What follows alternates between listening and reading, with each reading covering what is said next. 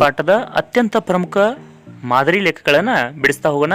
ಬನ್ನಿ ಹಾಗಾದರೆ ಒಂದೊಂದೇ ಲೆಕ್ಕಗಳನ್ನ ಬಿಡಿಸ್ತಾ ಹೋಗೋಣ. ಅವರ ಉತ್ತರವನ್ನು ಹೇಗೆ ಬರೆಯೋದು ನೋಡೋಣ. ನಮ್ಮ ಮೊನ್ನೆ ಪ್ರಶ್ನೆ ಬರ್ತಾ ಇದೆ, ಒಂದು ಕೂಲಂಬ್ ಆವೇಶವನ್ನು ರೂಪಿಸಿದ ಎಲೆಕ್ಟ್ರಾನ್ಗಳ ಸಂಖ್ಯೆ ಲೆಕ್ಕ ಮಾಡಿ ಅಂತ.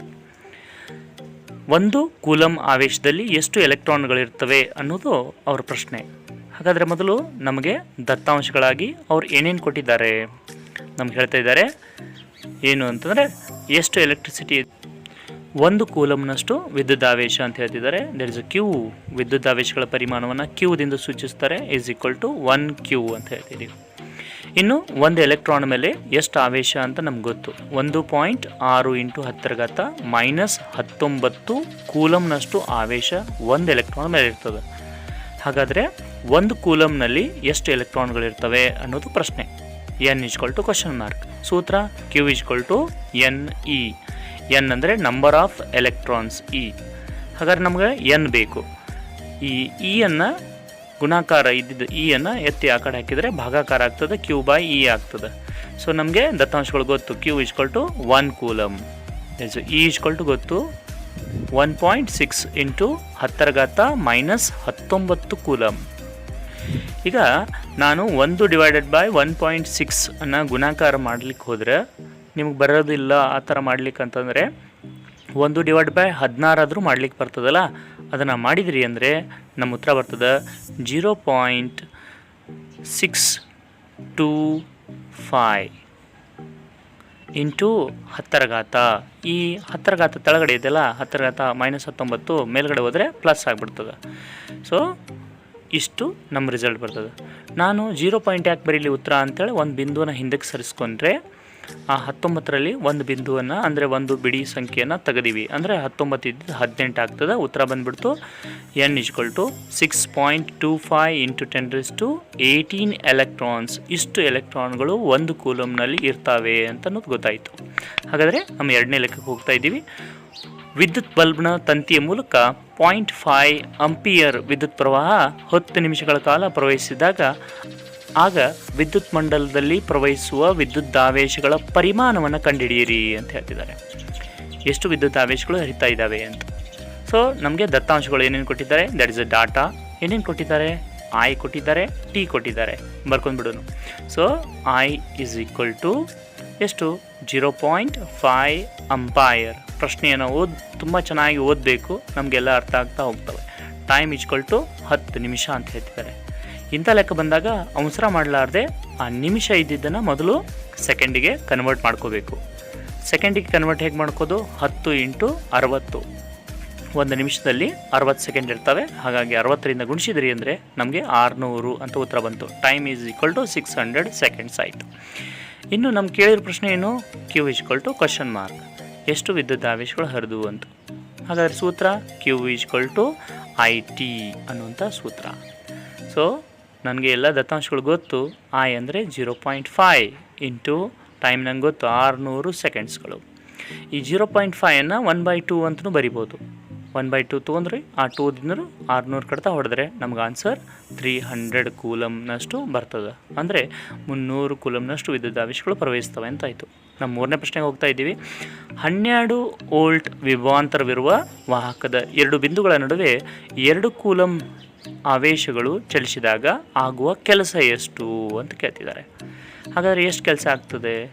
ಓಕೆ, ಸೊ ನಾವು ಆನ್ಸರ್ ಬರಿತಾ ಇದ್ದೀವಿ. ನೋಡೋಣ. ಮೊದಲು ದತ್ತಾಂಶಗಳನ್ನ ಬರ್ಕೋಬೇಕು. ಹಾಗಾಗಿ ಡಾಟಾ ಏನೇನು ಕೊಟ್ಟಿದ್ದಾರೆ ಮತ್ತೆ ಬರಿತಾ ಇದ್ದೀವಿ. ನನಗೆ ವಿ ಕೊಟ್ಟಿದ್ದಾರೆ, ಆಮೇಲೆ ಎಷ್ಟು ವಿದ್ಯುದಾವೇಶ ಅಂತ ಕೊಟ್ಟಿದ್ದಾರೆ. ಸೊ ನಾನು ಬರಿತಾ ಇದ್ದೀನಿ ವಿ = 12 ವೋಲ್ಟ್ ಅಂತೇಳಿ. q = ವಿದ್ಯುದಾವೇಶಗಳು ಎಷ್ಟು, 2 ಕೂಲಮ್, ದಟ್ ಇಸ್ 2 ಕೂಲಮ್. ಮಾಡಿದ ಕೆಲಸ ಎಷ್ಟು ಗೊತ್ತಿಲ್ಲ. w = question mark. ಸೂತ್ರ ಏನು, w = v × q.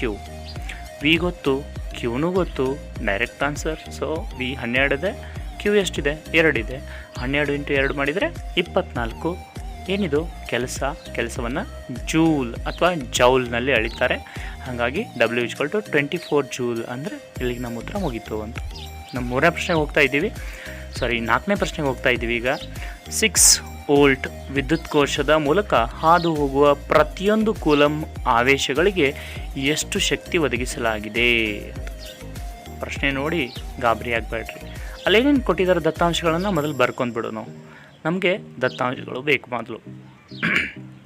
ಏನೇನು ದತ್ತಾಂಶ ಕೊಟ್ಟರು? 6 ವೋಲ್ಟ್ ಕರೆಂಟ್ ಇದೆ, ದಟ್ ಇಸ್ ನಮಗೆ ವಿ ಈಕ್ವಲ್ ಟು 6 ವೋಲ್ಟ್. ಎಷ್ಟು ಕೂಲಮ್ ಹೋಗ್ತದೆ? 1 coulomb, that is Q equal to 1 coulomb, V equal to 6 volt. ಏನು ಕೇಳ್ತಿದ್ದಾರೆ? ಅವು ಎಷ್ಟು ಶಕ್ತಿಯನ್ನು ಒದಗಿಸಲಾಗಿದೆ. That is also one type of work done, that is W equal to question mark. Same formula W equal to V into Q into V ಮಾಡ್ತಿದ್ದೀವಿ. Same 1 into 6 ಅಂದರೆ 6 joule ಬಂತು. W equal to 6 ಜೂಲ್ನಷ್ಟು ಶಕ್ತಿಯನ್ನು ಒದಗಿಸಬೇಕು. ಶಕ್ತಿಯನ್ನು ಜೌಲ್ನಲ್ಲಿ ಅಳಿತಾರೆ. Right. ನಮ್ಮ 5ನೇ ಪ್ರಶ್ನೆಗೆ ಹೋಗ್ತಾ ಇದ್ದೀವಿ. ವಿದ್ಯುತ್ ಬಲ್ಬ್ನ ತಂತುಗಳ ರೋಧ 1200 ಓಮ್ ಆಗಿದ್ದು 220 ವೋಲ್ಟ್ ಮೂಲದಿಂದ ವಿದ್ಯುತ್ ಬಲ್ಬ್ ಸೆಳೆಯುವ ವಿದ್ಯುತ್ ಪ್ರವಾಹ ಎಷ್ಟು ಅಂತ ಕೇಳಿದ್ದಾರೆ. ಅಂದರೆ I equal to question mark. ನಮಗೆ ಏನೇನು ಕೊಟ್ಟಿದ್ದಾರೆ ದತ್ತಾಂಶಗಳನ್ನ ಒಂದು ಬಿಟ್ಟು 2 ಸಲ ಪ್ರಶ್ನೆಯನ್ನು ಸರಿಯಾಗಿ ಓದ್ಕೋಬೇಕು. ನಮಗೆ ಎಲ್ಲನೂ ಸರಿಯಾಗಿ ಸಿಗ್ತದೆ. ನನಗೆ ಆರ್ ಕೊಟ್ಟಿದ್ದಾರೆ ಇಲ್ಲೇ, ವಿ ಕೊಟ್ಟಿದ್ದಾರೆ ಇಲ್ಲೇ. ವಿ ಎಷ್ಟಿದೆ? V equal to 220 volt. R equal to ಎಷ್ಟು? 1200 ಓಮ್ ಕೊಟ್ಟಿದ್ದಾರೆ. ಹಾಗಾದರೆ ಕೇಳ್ತಿರೋದೇನು? ಐ ವಿದ್ಯುತ್ ಪ್ರವಾಹ ಎಷ್ಟು? I equal to question mark. ನಮಗೆ ಓಮ್ನ ನಿಯಮ ಗೊತ್ತು. ಏನು? V equal to I R ಅನ್ನುವಂಥ ಸೂತ್ರ. ನನಗೆ ಇಲ್ಲಿ ಕೇಳಿರೋದು ವಿದ್ಯುತ್ ಪ್ರವಾಹ ಅಂದರೆ ಐ. ಸೊ ಐ ಅನ್ನು ಅಲ್ಲಿಟ್ಟು ಗುಣಾಕಾರ ಇದ್ದಿದ್ದು ಆರನ್ನು ಆ ಕಡೆ ಹೋಗಿದ್ರೆ ಗುಣಾಕಾರ ಹೋಗಿ ಭಾಗಾಕಾರ ಆಗ್ತದೆ, ವಿ ಬೈ ಆರ್ ಆಗ್ತದೆ. ವಿದ ಬೆಲೆನ ತುಂಬಿಟ್ರೆ 220 ಡಿವೈಡೆಡ್ ಬೈ 1200 ಆಯಿತು. ಮೇಲಿನ 0 ತೆಳಗಿನ 0 ಕಾಟ್ ಹೋಗ್ತದೆ. ನನಗೆ 22/120 ಆಯಿತು. 22/120ಯನ್ನು ಕಟ್ತಾ ಹೊಡೆದ್ರಿ ಅಂದರೆ ನಮಗೆ ಕಟ್ತಾ ಹೊಡೆದು ಅದನ್ನು ಸರಿ ಮಾಡಿ ಬರೀಲಿಕ್ಕೆ ಹೋದರೆ ನಮ್ಮ ಉತ್ತರ ಬರ್ತದೆ. ನೀವು ಸಣ್ಣ ಅಂಕಿಯಿಂದಾದರೂ ಸ್ಟಾರ್ಟ್ ಮಾಡಿರಿ, 2ರ ಮಗ್ಗಿಯಿಂದಾದರೂ ಕಂಠ ಹೊಡೆದ್ರೆ ನಮ್ಮ ಉತ್ತರ ಬರ್ತದೆ 0.18 ಅಂಪೈರ್ ಅಂತ. ನೀವು 2ರ ಮಗ್ಗಿಯಿಂದ ಹೊಡೆದ್ರೆ ಸೊ 2 ಆರ್ಲೆ 12, 2 11 ಬಂತು. ಸೊ ಈಗ ನಮಗೆ ಈ ಕಡೆ 0 ಇತ್ತು ತೊಗೊಂಡೆ ಅಂದರೆ 11/60 ಆಯಿತು. 60ರಿಂದ 11 ಕೊಡ್ಯಾಕೆ ಬರ್ತದಾ? ಬರಲ್ಲ. ಸೊ 0 ಪಾಯಿಂಟ್ ಇಟ್ಟೆ. 0 ಪಾಯಿಂಟ್ ಇಟ್ಟರೆ 11 ಇದ್ದಿದ್ದು 110 ಆಯಿತು. 110ಕ್ಕೆ 60ರಲ್ಲಿ ಹೊಡಿಬೋದಾ? ಹೊಡಿಬೋದು. ಎಷ್ಟರಿಂದ? 1ರಿಂದ. ಸೊ 1ರಿಂದ ಹೊಡೆದೆ. ನೆಕ್ಸ್ಟ್ ಎಷ್ಟು ಉಳಿತು? ನನಗೆ ಅಲ್ಲಿ ಮುಂದೆ ಎಷ್ಟು ಉಳಿತು ಅಂದರೆ 50 ಉಳಿತು. 50ಕ್ಕೆ 60ರಲ್ಲಿ ಹೊಡ್ಯಕ್ಕೆ ಬರೋಲ್ಲ, ಆಲ್ರೆಡಿ ಬಿಂದು ಇದೆ ಅಂದರೆ ಅದು 500 ಆಯಿತು. ಸೊ ನನಗೆ 68 500 ಆಗಿಬಿಡ್ತು. ಸೊ 1.8 ಅಂಪೈರ್ ಆಗಿ ಕನ್ವರ್ಟ್ ಆಯಿತು ಉತ್ತರ. ನಮ್ಮ 6ನೇ ಪ್ರಶ್ನೆಗೆ ಹೋಗ್ತಾ ಇದ್ದೀವಿ. ಹೀಟರ್ನ ಸುರಳಿಯ ರೋಧ 100 ಓಮ್ ಆಗಿದ್ದು 220 ವೋಲ್ಟ್ ಮೂಲದಿಂದ ವಿದ್ಯುತ್ ಹೀಟರ್ ಸೆಳೆಯುವ ವಿದ್ಯುತ್ ಪ್ರವಾಹ ಎಷ್ಟು? ಇಲ್ಲಿ ಸದ್ಯಕ್ಕೆ ನಮಗೆ ವಿದ್ಯುತ್ ಪ್ರವಾಹ ಎಷ್ಟು ಅಂತ ಕೇಳ್ತಿದ್ದಾರೆ. ಮತ್ತು ನಾವು ಸೇಮ್ ಪ್ರೊಸೆಸ್ ಆನ್ಸರ್ ಬರಿತಾ ಇದ್ದೀವಿ. ಮೊದಲು ದತ್ತಾಂಶಗಳನ್ನ ಬರ್ಕೋಬೇಕು, ಡಾಟಾ ಬರ್ಕೋಬೇಕು. ಏನೇನು ಡಾಟಾ ಕೊಡ್ತಿದ್ದಾರೆ? ಸೊ ಎಲ್ಲ ಡಾಟಾನ ಒಂದು ಕಡೆ ಬರೀಬೇಕು. ವಿ ಈಕ್ವಲ್ ಟು 220 ವೋಲ್ಟ್ ಅಂತ ಹೇಳಿದರು. ನಮಗೆ ಆರ್ ಕೊಟ್ಟಿದ್ದಾರೆ. R is equal to 100 ohm ಅಂತ ಹೇಳ್ತಿದ್ದಾರೆ. ನಮ್ಗೆ ಕೇಳಿರೋ ಪ್ರಶ್ನೆ ಏನು? ವಿದ್ಯುತ್ ಪ್ರವಾಹ ಎಷ್ಟು? I equal to question mark ಅಂತ. ಸೊ ಸೂತ್ರ same, V equal to I R ಸೂತ್ರನೇ ಆಗಳೇನು ಮಾಡಿದ್ದೀವಲ್ಲ ಸೇಮ್ ಲೆಕ್ಕ. ಐ ಈಸ್ ಈಕ್ವಲ್ ಟು ಮಾಡಿಬಿಟ್ರೆ ವಿ ಬೈ ಆರ್ ಆಗಿ ಕನ್ವರ್ಟ್ ಆಗ್ತದೆ. ವಿದ ಬೆಲೆ ಗೊತ್ತು ನನಗೆ 220 ಡಿವೈಡೆಡ್ ಬೈ ಆರ್ ಎಷ್ಟು? 100. ಸೊ 100 ಬರದೆ 100 ಹೋಯಿತು. 22/10 ಅಂದರೆ 2.2 ಆಗಿ ಕನ್ವರ್ಷನ್ ಆಗಿಬಿಡ್ತದೆ ಅಂಪೈರ್ ಅಥವಾ ಅಂಪೈರ್ ಅಂತಲೂ ಕರೀತಾರೆ ಅಥವಾ ಅಂಪಿಯರ್ ಅಂತಲೂ ಕರೀತಾರೆ. ಸೊ ನಮ್ಮ ಉತ್ತರ ತುಂಬ ಈಸಿ ಅದಲ್ಲ. ಈ ಥರ ಲೆಕ್ಕಗಳನ್ನ ಈಸಿಯಾಗಿ ಬಿಡಿಸ್ಬೋದು. ನಮ್ಮ 7ನೇ ಪ್ರಶ್ನೆಗೆ ಹೋಗ್ತಾ ಇದ್ದೀವಿ. ಒಂದು ಹೀಟರ್ನ ವಿದ್ಯುನ್ಮಂಡಲದಿಂದ 4 ಅಂಪೈರ್ ವಿದ್ಯುತ್ ಸೆಳೆಯುವಾಗ ಅದರ ತುದಿಗಳ ನಡುವಿನ ವಿಭವಾಂತರ 60 ವೋಲ್ಟ್ ಆಗಿದ್ದು ಸದರಿ ಹೀಟರ್ನ ವಿಭವಾಂತರವನ್ನು 120 ವೋಲ್ಟ್ಗೆ ಹೆಚ್ಚಿಸಿದಾಗ ಆ ವಿದ್ಯುತ್ ಹೀಟರ್ ಸೆಳೆಯುವ ವಿದ್ಯುತ್ ಪ್ರವಾಹ ಎಷ್ಟು ಅಂತ ಕೇಳ್ತಿದ್ದಾರೆ. ಪ್ರಶ್ನೆ ನಮ್ಗೆ ತಿಳಿಲಿಲ್ಲ ಅಂದರೆ ಒಂದು ಬಿಟ್ಟು 2 ಸಲ ಓದ್ಕೊಳ್ರಿ, ನಮಗೆ ಅರ್ಥ ಆಗ್ತಾ ಹೋಗ್ತದೆ. ದತ್ತಾಂಶಗಳನ್ನ ಏನೇನು ಕೊಟ್ಟಿದ್ದಾರೆ ಬರಿತಾ ಇದ್ದೀನಿ. ಇಲ್ಲಿ ನಮಗೆ 2 ವಿಭವಾಂತರ ಇದ್ದಾವೆ ನೋಡಿರಿ. V1 is equal to 60 volt ಅಂತ ಹೇಳ್ತಾ ಇದ್ದಾರೆ. ನನಗೆ ವಿದ್ಯುತ್ ಪ್ರವಾಹ ಎಷ್ಟೈತಿ ಅವಾಗ ಅಂತಂದರೆ 4 ಅಂಪೈರ್ ಅಂತ ಹೇಳ್ತಾ ಇದ್ದಾರೆ. ಬಟ್ ಅವರು ರೆಸಿಸ್ಟೆನ್ಸನ್ನು ನನಗೆ ಹೇಳಲೇ ಇಲ್ಲ. ಬಟ್ ನಮಗೆ ನೆಕ್ಸ್ಟ್ ಕಂಡೀಷನ್ ಹೇಳಾಕ್ತಾರೆ, ಎರಡನೇ ಟೈಮ್ನಾಗ ವಿಭವಾಂತರವನ್ನು 120 ವೋಲ್ಟ್ಗೆ ಹೆಚ್ಚಿಸಿದಾಗ I2 ವಿದ್ಯುತ್ ಪ್ರವಾಹದಲ್ಲಿ ಏನು ಬದಲಾವಣೆ ಆಗ್ತದೆ, ಎಷ್ಟಾಗ್ತದೆ ವಿದ್ಯುತ್ ಪ್ರವಾಹ ಅಂತ ಕೇಳ್ತಿದ್ದಾರೆ. ಇದನ್ನು ಕಂಡುಹಿಡಿಬೇಕು ಅಂದರೆ ಫಸ್ಟ್ ನಾವು R ಬೆಲೆಯನ್ನು ಕಂಡುಹಿಡಿಬೇಕು. ಸೊ R ಬೆಲೆಯನ್ನು ಕಂಡುಹಿಡಿಲಾರ್ದೆ ನಾವು ಏನೂ ಮಾಡ್ಲಿಕ್ಕೆ ಬರಲ್ಲ. ಸೊ ಆರನ್ನು ಕಂಡುಹಿಡಿಬೇಕು. ಆರ್ ಕಂಡುಹಿಡಿಯೋದು ಹೇಗೆ? ನಮ್ಮ ಸೂತ್ರ ಸೇಮ್, ಓಮ್ನ ನಿಯಮ, V = IR. ನನಗೆ ಇಲ್ಲಿ V ಗೊತ್ತು, I ಗೊತ್ತು, R ಗೊತ್ತಿಲ್ಲ. ಸೊ R = V/I ಮಾಡಿಬಿಡೋಣ. V ಎಷ್ಟು? 60 ಇತ್ತು. I ಎಷ್ಟಿತ್ತು? 4. ಕಡ್ತಾ ಹೊಡೆದ್ರೆ 4 × 4 2 ಉಳಿತಿ, ಅಂದರೆ 20 ಆಯಿತು. 4 × 5 20, ಅಂದರೆ ಆನ್ಸರ್ ಬಂತು 15. ಸೊ 15 ಓಮ್ನಷ್ಟು ವಿದ್ಯುತ್ ರೋಧ ಅಂತ ಸಿಕ್ಬಿಡ್ತು. ವಿದ್ಯುತ್ ರೋಧ ಚೇಂಜ್ ಆಗೋದಿಲ್ಲ, ಆದರೆ ವಿಭವಾಂತರ ಹೆಚ್ಚು ಕಡಿಮೆ ಆಗ್ಬೋದು. ಸೊ ನಮಗೆ ಇನ್ನು ಎರಡನೇ ಕಂಡೀಷನ್ದಲ್ಲಿ ಅದೇ ಸೂತ್ರ ಬಳಸಿ ಎರಡನೇ ದತ್ತಾಂಶಗಳನ್ನ ಏನು ಹೇಳಿದರು, V2 I2 ಅನ್ನು ಕಂಡುಹಿಡಲಿಕ್ಕೆ ನಾವು ಬಳಸ್ಕೊತೀವಿ. ದಟ್ ಇಸ್ ನಾವು ಹೇಳಾಕ್ತೀವಿ, ವಿಭವಾಂತರವನ್ನು 120 ವೋಲ್ಟ್ಗೆ ಹೆಚ್ಚಿಸಿದಾಗ ಏನಾಗ್ತದೆ,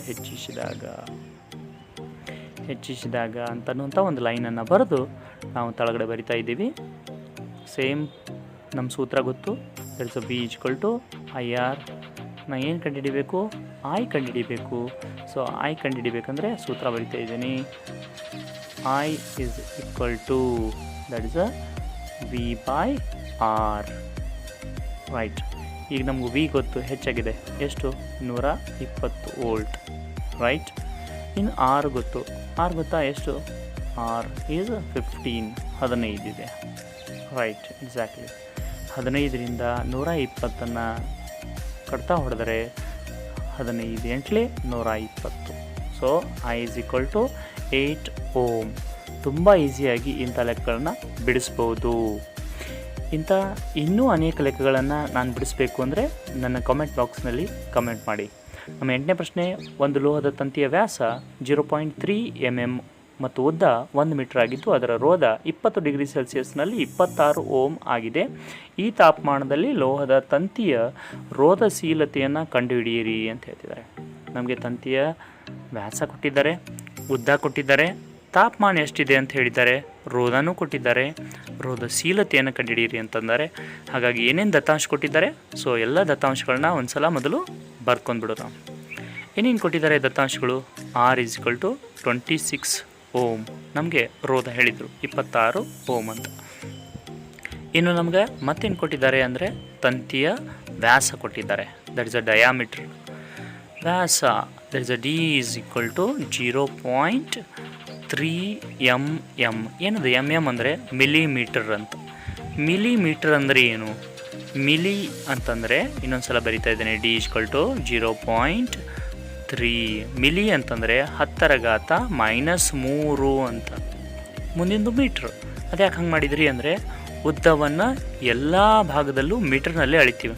ನಾವು ಉದ್ದವನ್ನು ಮೀಟರ್ನಾಗ ಕೊಟ್ಟಿದ್ದೀವಿ, ವ್ಯಾಸವನ್ನು ಮಿಲಿಮೀಟರ್ನಾಗ ಕೊಟ್ಟರೆ ಲೆಕ್ಕ ಮಾಡಲಿಕ್ಕೆ ಸರಿಯಾಗಲ್ಲ. ಹಾಗಾಗಿ ಮೊದಲು ಅದನ್ನು ನಾನು ಮೀಟ್ರಿಗೆ ಕನ್ವರ್ಟ್ ಮಾಡಿದೆ. 0.3 ಆ ಒಂದು ಬಿಂದುವನ್ನು ಅಲ್ಲಿಂದ ಎಡಿಷ್ನಲ್ ಆಗಿ ಲಿಫ್ಟ್ ಮಾಡಿದಾಗ ದಟ್ ಇಸ್ 3 × 10⁻⁴ ಮೀಟರ್ ಆಗಿ ಕನ್ವರ್ಷನ್ ಆಯಿತು. ಇನ್ನು ನಮಗೆ ಲೆಂತ್ ಕೊಟ್ಟಾರ ಉದ್ದ 1 ಮೀಟರ್ ಅಂತ ಹೇಳ್ತಿದ್ದಾರೆ. ಇನ್ನು ಕಂಡುಹಿಡಿಯಲಿಕ್ಕೆ ಏನು ಹೇಳಿದ್ದವರು ಅಂತಂದರೆ ರೋಧಶೀಲತೆಯನ್ನು ಕಂಡುಹಿಡಿಯಿರಿ ಅಂತಂದಾರೆ. ರೋಧಶೀಲತೆ ದಟ್ ಇಸ್ ಅ ರೋ ಅನ್ನುವಂಥ ಸಂಕೇತದಿಂದ ರೋಧಶೀಲತೆಯನ್ನು ಬರಿತೀವಿ ನಾವು. ರೋ = ಸೂತ್ರ ನಮ್ಗೆ ಗೊತ್ತು ಏನು, RA/L. R ಅಂದರೆ ರೋಧ, A ಅಂದರೆ ಏರಿಯಾ, ಎದ್ರದ್ದು ವ್ಯಾಸದ ಸುತ್ತಳತೆ, ದಪ್ಪ ತಂತಿಯ ಏರಿಯಾ. ಸೂತ್ರ ನಮ್ಮ ಗಣಿತದಲ್ಲಿ ಹೇಳ್ತಾರೆ, ಒಂದು ವೃತ್ತದ ಪರಿಧಿಯ ಸುತ್ತಳತೆಯನ್ನು πr² ಅಳಿತಾರೆ. ನನಗೆ R ಇಲ್ಲ, D ಕೊಟ್ಟಿದ್ದಾರೆ. ಹಾಗಾದರೆ ಆರನ್ನು ನಾನು ಹಿಂಗೂ ಬರ್ಕೋಬೋದಾ? D/2 ಅಂತ ಬರಿಬೋದಾ? ಎಸ್, D/2 ಅಂತ ಬರಿಬೋದು. R² ಇದೆ, ಹಾಗಾಗಿ ಇಡೀ ಬ್ರ್ಯಾಕೆಟ್ಗೆ ಸ್ಕ್ವೇರ್ ಮಾಡಬೇಕು. ಅಂದರೆ ಉತ್ತರ ಏನು ಬಂತು? A = π. D ಇದ್ದಿದ್ದು D² ಆಯಿತು. ಕೆಳಗಡೆ 2 ಇದೆ, 2 ಮೇಲೆ ಗುಣಿಸಿದರೆ 2 4 ಆಯಿತು. ಸೊ ನಮ್ಮ ಫಾರ್ಮುಲಾ ಬಂದುಬಿಡ್ತು A equal to pi D square by 4 ಆಯಿತು. ಹಂಗಾರೆ ಇಲ್ಲಿ ಎ ಜಾಗದಲ್ಲಿ ನಾನು ಪೈ ಡಿ ಸ್ಕ್ವೇರ್ ಬೈ 4 ತುಂಬಬೇಕು. ಅವಾಗ ನಂಗೆ ಫಾರ್ಮುಲಾ ರೆಡಿ ಆಗ್ತದೆ. R pi D square by 4 ಅಲ್ಲಿ ಕೆಳಗಡೆ ಮತ್ತು ಎಲ್ಲೂ ಅದ, ಹಾಗಾಗಿ 4L ಆಗಿ ಪರಿವರ್ತನೆ ಆಯಿತು ಅಂತ ನಮ್ಮ ಸೂತ್ರ ಕಂಪ್ಲೀಟ್ ರೆಡಿ ಆಯಿತು. ಇನ್ನೂ ದತ್ತಾಂಶಗಳನ್ನ ಅದಕ್ಕೆ ತುಂಬಬೇಕು. ಆರ್ ಅಂದರೆ ನಂಗೆ ಗೊತ್ತು ಎಷ್ಟು, 26 ಓಮ್. ಇನ್ನು ಪೈ ಅಂದರೆ ನನಗೆ ನೇರವಾಗಿ ವ್ಯಾಲ್ಯೂ ಗೊತ್ತು, 3.14. ಇಂಟು ಡಿ ಅಂದರೆ ಎಷ್ಟು, ಡಿ ಅಂದರೆ ನಮ್ಗೆ ಹೇಳ್ತಿದ್ವಿ 3 × 10⁻⁴ ಡಿ ಸ್ಕ್ವೇರ್ ಇದೆ ಅದು, ಹಾಗಾಗಿ ನಾನು ಬ್ರ್ಯಾಕೆಟ್ ಹಾಕಿ ಬರಿತಿದ್ದೀನಿ 3 × 10⁻⁴ ಹೋಲ್ ಸ್ಕ್ವೇರ್ ಅಂತೇಳಿ ಡಿವೈಡೆಡ್ ಬೈ 4L ಇತ್ತು. 4 × L ಎಷ್ಟಿದೆ ಅಂದರೆ 1 ಮೀಟ್ರು ಇಂಟು 1 ಅಂತ ಬರಿತಾ ಇದ್ದೇನೆ. ರೈಟ್. ಸೊ ಹಂಗಾದರೆ ಆ ಬ್ರ್ಯಾಕೆಟನ್ನು ಮೊದಲು ಸರಿ ಮಾಡ್ಕೊಂಡ್ಬಿಡೋನು. ನನ್ನ ಪೇಜ್ ಇಲ್ಲಿ ಕಂಪ್ಲೀಟ್ ಆಗಿದೆ, ನಾನು ಪೇಜನ್ನು ಸರಿಸಬೇಕು. ಹಾಗಾಗಿ ಸ್ವಲ್ಪ ಪೇಜ್ ನಿಮ್ಗೆ ಕಾಣುವ ಹಾಗೆ ಮೇಲುಗಡೆ ಸರಿಸಿಡ್ತಾ ಇದ್ದೀನಿ. ಓಕೆ, 26 × 3.14 ಆ ಬ್ರ್ಯಾಕೆಟನ್ನು ಓಪನ್ ಮಾಡಿ ಬರಿತಾ ಇದ್ದೀನಿ. 3 ಗುಣಿಸಿದರೆ 3 × 3 9 ಆಯಿತು. ಘಾತಾಂಕ ಸಂಖ್ಯೆಗಳು ಒಂದಕ್ಕೊಂದು ಗುಣಿಸಿದಂಗೆ ಆಗ್ತಾವೆ, ಅದಕ್ಕೆ -10⁻⁴ × 2 ಅಂದರೆ 8 ಆಯಿತು, ಡಿವೈಡೆಡ್ ಬೈ 4 ಆಯಿತು. ಇನ್ನು ಇಲ್ಲಿರುವಂಥ 26, 3.14 × 9 ಇವು ಇಷ್ಟು ಒಂದಕ್ಕೊಂದು ಗುಣಿಸ್ಬಿಟ್ರೆ, ಅಯ್ಯೋ ನನಗೆ ಅಲ್ಲಿ ಬಿಂದು ಬಂದಾಗ ಗುಣ್ಸಕ್ಕೆ ಬರಲ್ಲ ಸರ್ ಅಂತಂದರೆ ಎಷ್ಟು ದಶಮಾಂಶ ಬಿಟ್ಟಿದೆ ಬಿಡಿ, 10 2 ಸ್ಥಾನವನ್ನು ಬಿಟ್ಟು ಆ ಬಿಂದುವನ್ನು ಮಾಡಿದರೆ ಅದನ್ನು ಹೊರಗಡೆ ಇಟ್ಟು ಅಷ್ಟು ಗುಣಿಸಿಬಿಟ್ರೆ ನಮ್ಮ ಉತ್ತರ ಬರ್ತದೆ 734.76 ಇಂಟು 10⁻⁸ ಗಂಟೆ ಇದೆ. ಕೆಳಗಡೆ 4 ಬರಿತಾ ಇದ್ದೀನಿ. ಇನ್ನು 4ರಿಂದ ಕಡ್ತಾ ಹೊಡ್ಯಕ್ಕೆ ಬರ್ತದೆ 4 1 4, 7ರಲ್ಲಿ 4 ಹೋದರೆ 3 ಉಳಿತಿ 33 ಆಯಿತು. 4 8 32, 1 ಉಳಿತಿ 14 ಆಯಿತು. ಸರಿ ಸರ್, 4 3 12. ಸೊ ಮತ್ತೆ 2 ಉಳಿತಿ, ಆದರೆ ಆಲ್ರೆಡಿ ಬಿಂದು ಅದ, ಬಿಂದು ಮುಂದೆ 7 ಅದ, ಅಂದರೆ ಸೊ 27 ಆಗಿತ್ತು. 4 5 4 24 ಆಯಿತು. ಸೊ ನಾನು ಉತ್ತರ ಬಂತು 183.69 ಆಯಿತು. ಸೊ ಆನ್ಸರ್ ಬರಿತಾ ಇದ್ದೀವಿ ಎಷ್ಟು, 183.69 ನನ್ನ ಪೇಜಲ್ಲಿ ತುಂಬಿಬಿಡ್ತು. ಹಾಗಾಗಿ ನಾನು ಮತ್ತೊಂದು ಪೇಜ್ ತೊಗೊಂಡು ಬರಿತಾ ಇದ್ದೀನಿ. ಇಲ್ಲಿ ಆನ್ಸರ್ ಎಲ್ಲಿಗೆ ಬಂದಿತ್ತು ಅಂದರೆ 183.69. Think that 69 is nothing but 70 ಅಂದಂಗೆ. 69 ಅಂದರೆ 70 ಇದ್ದಂಗೆ ಅಲ್ಲ. ಹಾಗಾಗಿ ನಾನು ಅದನ್ನು ಕನ್ವರ್ಟ್ ಮಾಡಿ ಬರೆದರೆ 183.7 × 10⁻18 ಅಂತ ಬರೆದೆ, ನಾನು ತಪ್ಪು ಬರೆದೆ 18 ಅಂತ. ಸೊ ದಟ್ಸ್ 8 ಆಗಬೇಕು, ರೈಟ್. ಸೊ ಅಲ್ಲಿ 37 ನಾನು 4 ಅಂತ ಪರಿಗಣನೆ ಮಾಡ್ಕೊಳಾಗ್ತೀನಿ. ಹಾಗಾಗಿ ನಾನು 184 ನೋಡಿ, ನಾನು ತಪ್ಪು ಬರೆದಿದ್ದೆ, ಮತ್ತು ನನಗೆ ಲಕ್ಷಕ್ಕೆ ಬಂತು. ಈಗ ವಾಪಸ್ಸು ಅದನ್ನು ತಿದ್ತಾ ಇದ್ದೀನಿ. ನೀವು ಭಾಳ ಸಲ ಲೆಕ್ಕ ಮಾಡುವಾಗ ತಪ್ಪಿ ಆಕಸ್ಮಿಕವಾಗಿ ಆ ಥರ ಮಾಡ್ತೀವಿ. ಇಲ್ಲಿರುವಂಥ ಬಿಂದುವನ್ನು ನಾನು ಶಿಫ್ಟ್ ಮಾಡ್ತಾ ಇದ್ದೀನಿ. ಆ ಬಿಂದುವನ್ನು ಶಿಫ್ಟ್ ಮಾಡಿದಾಗ ಅದರ ಬೆಲೆ ಕಡಿಮೆ ಆಗ್ತಾ ಇದೆ. That is 1.84 × 10⁻⁶ ohm metre. ರೋಧಶೀಲತೆಯನ್ನು ಯಾವಾಗಲೂ ಓಮ್ ಮೀಟರ್ನಲ್ಲಿ ಎಳಿತಾರೆ, ಹಾಗಾಗಿ ಓಮ್ ಮೀಟರ್ನಲ್ಲಿ ಎಳಿತಾ ಇದ್ದೀವಿ. ಇನ್ನು ನಮ್ಮ 9ನೇ ಪ್ರಶ್ನೆ, ಲಾಸ್ಟ್ ಪ್ರಶ್ನೆಗೆ ಬರ್ತಾ ಇದ್ದೀವಿ. ಉದ್ದ 1 ಅಂತ ಹೇಳ್ತಿದ್ದಾರೆ, ಉದ್ದವನ್ನು L, ಅಡ್ಡಕ್ವಾಯ್ತವನ್ನ A ಇರುವ ಒಂದು ತಂತಿಯ ರೋಧ 4 ಓಮ್ ಆಗಿದೆ. ಅದೇ ರೀತಿ ಇನ್ನೊಂದು ವಾಹಕದ ತಂತಿಯ ಉದ್ದ L/2, ಅದರ ಅಡ್ಡಕ್ವಾಯ್ತ 2A ಆದಾಗ ರೋಧ ಕಂಡುಹಿಡಿಯಿರಿ ಅಂತಂದರೆ. ದತ್ತಾಂಶ ಏನೇನು ಕೊಟ್ಟಿದ್ದಾರೆ, ಉದ್ದ ಕೊಡ್ತಿದ್ದಾರೆ ನಮಗೆ ಎಷ್ಟು ಅಂದರೆ L ಅಂತ ಹೇಳ್ತಿದ್ದಾರೆ. ಆಮೇಲೆ ರೋಧ ಹೇಳ್ತಿದ್ದಾರೆ, ಎಷ್ಟು ರೋಧ ಇದೆ, ರೋಧ 4 ಓಮ್ ಅಂದರೆ 4 ಓಮ್ ರೋಧ ಇದೆ ಅಂತ ಹೇಳ್ತಾರೆ. ನನಗೆ ಇದು ಎಲ್ಲ ದತ್ತಾಂಶಗಳು ನೋಡಿದರೆ ಯಾವ ಸೂತ್ರ ನೆನಪು ಬರಬೇಕು ಅಂದರೆ R = ρL / A ಸೂತ್ರ ಬರಬೇಕು. ನನಗೆ R1 ಕೊಟ್ಟಿದ್ದಾರೆ, R1 ಎಷ್ಟಿದೆ, 4 ಓಮ್ ರೋಧ ಅಂತ ಹೇಳ್ತಿದ್ದಾರೆ. ಹಾಗಾಗಿ ನಾನು ರೋಧಶೀಲತೆಯ ಸೂತ್ರವನ್ನು ಮಧ್ಯದಲ್ಲಿ ಬರ್ಕೊಂಡಿದ್ದೀನಿ. ಯಾಕೆ ಬರ್ಕೊಂಡಿದ್ದೀನಿ ಅಂತಂದು ನಿಮ್ಗೆ ಆಮೇಲೆ ಗೊತ್ತಾಗ್ತದೆ. ಯಾಕಂದರೆ ನಮ್ಮ ದತ್ತಾಂಶ ಒಳಗೆ ಸರಿಯಾಗಿ ಕೊಡಲೇ ಇಲ್ಲ ಅವರು. ಉದ್ದ L ಕೊಟ್ಟಿದ್ದಾರೆ, ಅಡ್ಡಕ್ವಾಯ್ತ A ಕೊಟ್ಟಿದ್ದಾರೆ. ಹಾಗಾಗಿ R1 = ρL / A ಅಂದರೆ 4 ಓಮ್ ಆಗಿದೆ. ಹಂಗಾರೆ R2 ಎಷ್ಟು ಅಂತ ಕೇಳ್ತಿದ್ದಾರೆ ನೇರವಾಗಿ ಅವರು ಬಂದು. R2 ಕೇಳಬೇಕಂದ್ರೆ ಅದರ ಉದ್ದ ಅಗಲ ನಮ್ಗೆ ಗೊತ್ತು, ಎಷ್ಟು ಉದ್ದವನ್ನು ಹೇಳ್ತಿದ್ದಾರೆ. ಈಗ ನಾವೊಂದು ಲೈನ್ ಬರಿತಾ ಇದ್ದೀವಿ. ಈಗ ಎರಡನೇ ತಂತಿಯ ಒಂದು ಫಾರ್ಮುಲಾ ಬರೀಲಿಕ್ಕೆ ಹೋದರೆ ಅಲ್ಲಿರುವಂಥ ದತ್ತಾಂಶಗಳನ್ನ ತೊಗೊಂಡು ಬರೆದ್ರೆ R2 = ಅದರದ್ದು ರೋಧಶೀಲತೆ ಬೇರೆ ಇರ್ತದೆ, ಯಾಕಂದ್ರೆ ತಂತಿ ಚೇಂಜ್ ಆಯ್ತಲ್ಲ, ಸೇಮ್ ಒನ್. ಸೊ ಇನ್ನೊಂದು ತಂತಿ ಅಂತ ಹೇಳ್ತಿದ್ದಾರೆ, ಅದೇ ರೀತಿಯ ಇನ್ನೊಂದು ತಂತಿ ಅಂತ ಹೇಳ್ತಿದ್ದಾರೆ, ಅಂದರೆ ಅದೇ ತಂತಿಯ ಇನ್ನೊಂದು ಭಾಗ. ρl / a ಅಂತ ಬರೆದಿದ್ದು. ಇಲ್ಲಿ L ಎಷ್ಟಿದೆ ಅಂದರೆ L/2 ಇದೆ, A ಎಷ್ಟಿದೆ ಅಂದರೆ 2A ಇದೆ. ಅವುಗಳನ್ನೇ ಅದರಲ್ಲಿ ಹಾಕ್ಬಿಟ್ಟೆ ನಾನು. L/2 ಮತ್ತು ತೆಳಗೆ 2A ಅಂತ ಇದೆ, ಅಂದರೆ ಆ ಮೇಲಿರುವಂಥ 2 ತೆಳಗಡೆ ಶಿಫ್ಟ್ ಆಗ್ತದೆ. ಆವಾಗ ನಾವು ಬರಿತೀವಿ ρl / 4A ಅಂತ. ಮೇಲಿನ 2 ತೆಳಗಡೆ ಬರ್ತದೆ, ಹಾಗಾಗಿ 2 ಕೂಡಿಸಿ 4 ಆಗ್ತದೆ. ಸೊ 2 4 + A ಆಗಿದೆ. ಈಗ ನನಗೆ ಇದರಲ್ಲಿ 1/4 ಕಾಮನ್ ಅನ್ನಿಸ್ತಾ ಇದೆ, ಹೊರಗೆ ತೆಗಿತಿದ್ದೀನಿ. 1/4 × ρl / A ಅಂತ ಬರಿಬೋದೇ? ಇದನ್ನು ಎಕ್ಸಾಕ್ಟ್ಲಿ ಬರಿಬೋದು. ಹಂಗಾರೆ ρl / A ಅಂದರೆ ಏನಂತ ನಮ್ಗೆ ಗೊತ್ತು, 4 Ω ಅಂತ ನಮ್ಗೆ ಆಲ್ರೆಡಿ ಗೊತ್ತು. ಹಾಗಾದರೆ ಅದರ ಬೆಲೆಯನ್ನು ಅದರ ಜಾಗದಲ್ಲಿ ತುಂಬಿಡೋದು. ρl / A ಅಂತಂದರೆ 4 Ω ಅಂತ. 4 Ω ಬೆಲೆಯನ್ನು ನಮ್ಮ ಸೂತ್ರದಲ್ಲಿ ಹಾಕಿದರೆ 1/4 × 4 ಆಗಿಬಿಡ್ತದೆ. ಇದಿಷ್ಟು 4 ಹಾಕಿದರೆ 4 ಗುಣಾಕಾರ ಕಡ್ತಾ ಹೊಡೆದ್ರೆ ನಮ್ಗೆ ಬರೋ ಉತ್ತರ ಎಷ್ಟು ಅಂದರೆ, ಎಷ್ಟು ಬಂತು ಉತ್ತರ? R2 = 1 Ω. That's a answer. ಈ ರೀತಿಯ ಬಹಳಷ್ಟು ವಿದ್ಯುತ್ ಶಕ್ತಿಯ ಪಾಠದ ಮೇಲೆ ಲೆಕ್ಕಗಳನ್ನು ನಾವು ಬಿಡಿಸ್ಬೋದು. ಆ ಎಲ್ಲ ಲೆಕ್ಕಗಳನ್ನು ನಾನು ಇನ್ನೂ ನಿಮ್ಗೆ ಬಿಡಿಸ್ಬೇಕು ಅಂತ ಆಸೆ ನಮಗಿದ್ರೆ ನನಗೆ ಹೇಳಿ ಅಂತ ಹೇಳ್ತಾ ಈ ವಿಡಿಯೋಗೆ ದೊಡ್ಡ ಲೆಕ್ಕಗಳು ಬಂದರೆ ಯಾವ ಥರ ಬಿಡಿಸೋದು ಅಂತ ಅನ್ನೋದನ್ನು ಕಲಿಯೋಣ ಬನ್ನಿ. ಹಾಗಾದರೆ ನಮ್ಮ ಕ್ವಶನ್ ಬರ್ತಾ ಇದೆ. 20 Ω ರೋಧ ಹೊಂದಿರುವಂಥ ವಿದ್ಯುತ್ ದೀಪ, 4 Ω ರೋಧ ಹೊಂದಿರುವಂಥ ವಾಹಕ 6 ವೋಲ್ಟ್ನ ಶುಷ್ಕಕೋಶಕ್ಕೆ ಸರಣಿ ಕ್ರಮದಲ್ಲಿ ಜೋಡಿಸಲಾಗಿದೆ. ಹಾಗಾದರೆ ಮಂಡಲದ ಒಟ್ಟು ರೋಧ ಎಷ್ಟು? ಮಂಡಲದಲ್ಲಿ ಪ್ರವಹಿಸುವ ವಿದ್ಯುತ್ ಪ್ರವಾಹ ಎಷ್ಟು? ವಿದ್ಯುತ್ ದೀಪ ಮತ್ತು ವಾಹಕದ ತುದಿಗಳ ನಡುವಿನ ವಿಭವಾಂತರ ಎಷ್ಟು ಅಂತ ಕೇಳ್ತಿದ್ದಾರೆ. ಈ ಥರ ಲೆಕ್ಕ ಬಂದಾಗ ನಮಗೆ ಕನ್ಫ್ಯೂಷನ್ ಆಗೋ ಚಾನ್ಸ್ ಜಾಸ್ತಿ ಇರ್ತದೆ. ಹಾಗಾಗಿ ನಾವು ಅದರ ಒಂದು ರಫ್ ಡೈಗ್ರಾಮನ್ನು ತೆಗಿಲಿಕ್ಕೆ ಸಾಧ್ಯ ಆದರೆ ತೆಗೆದು ಬಿಡಬೇಕು.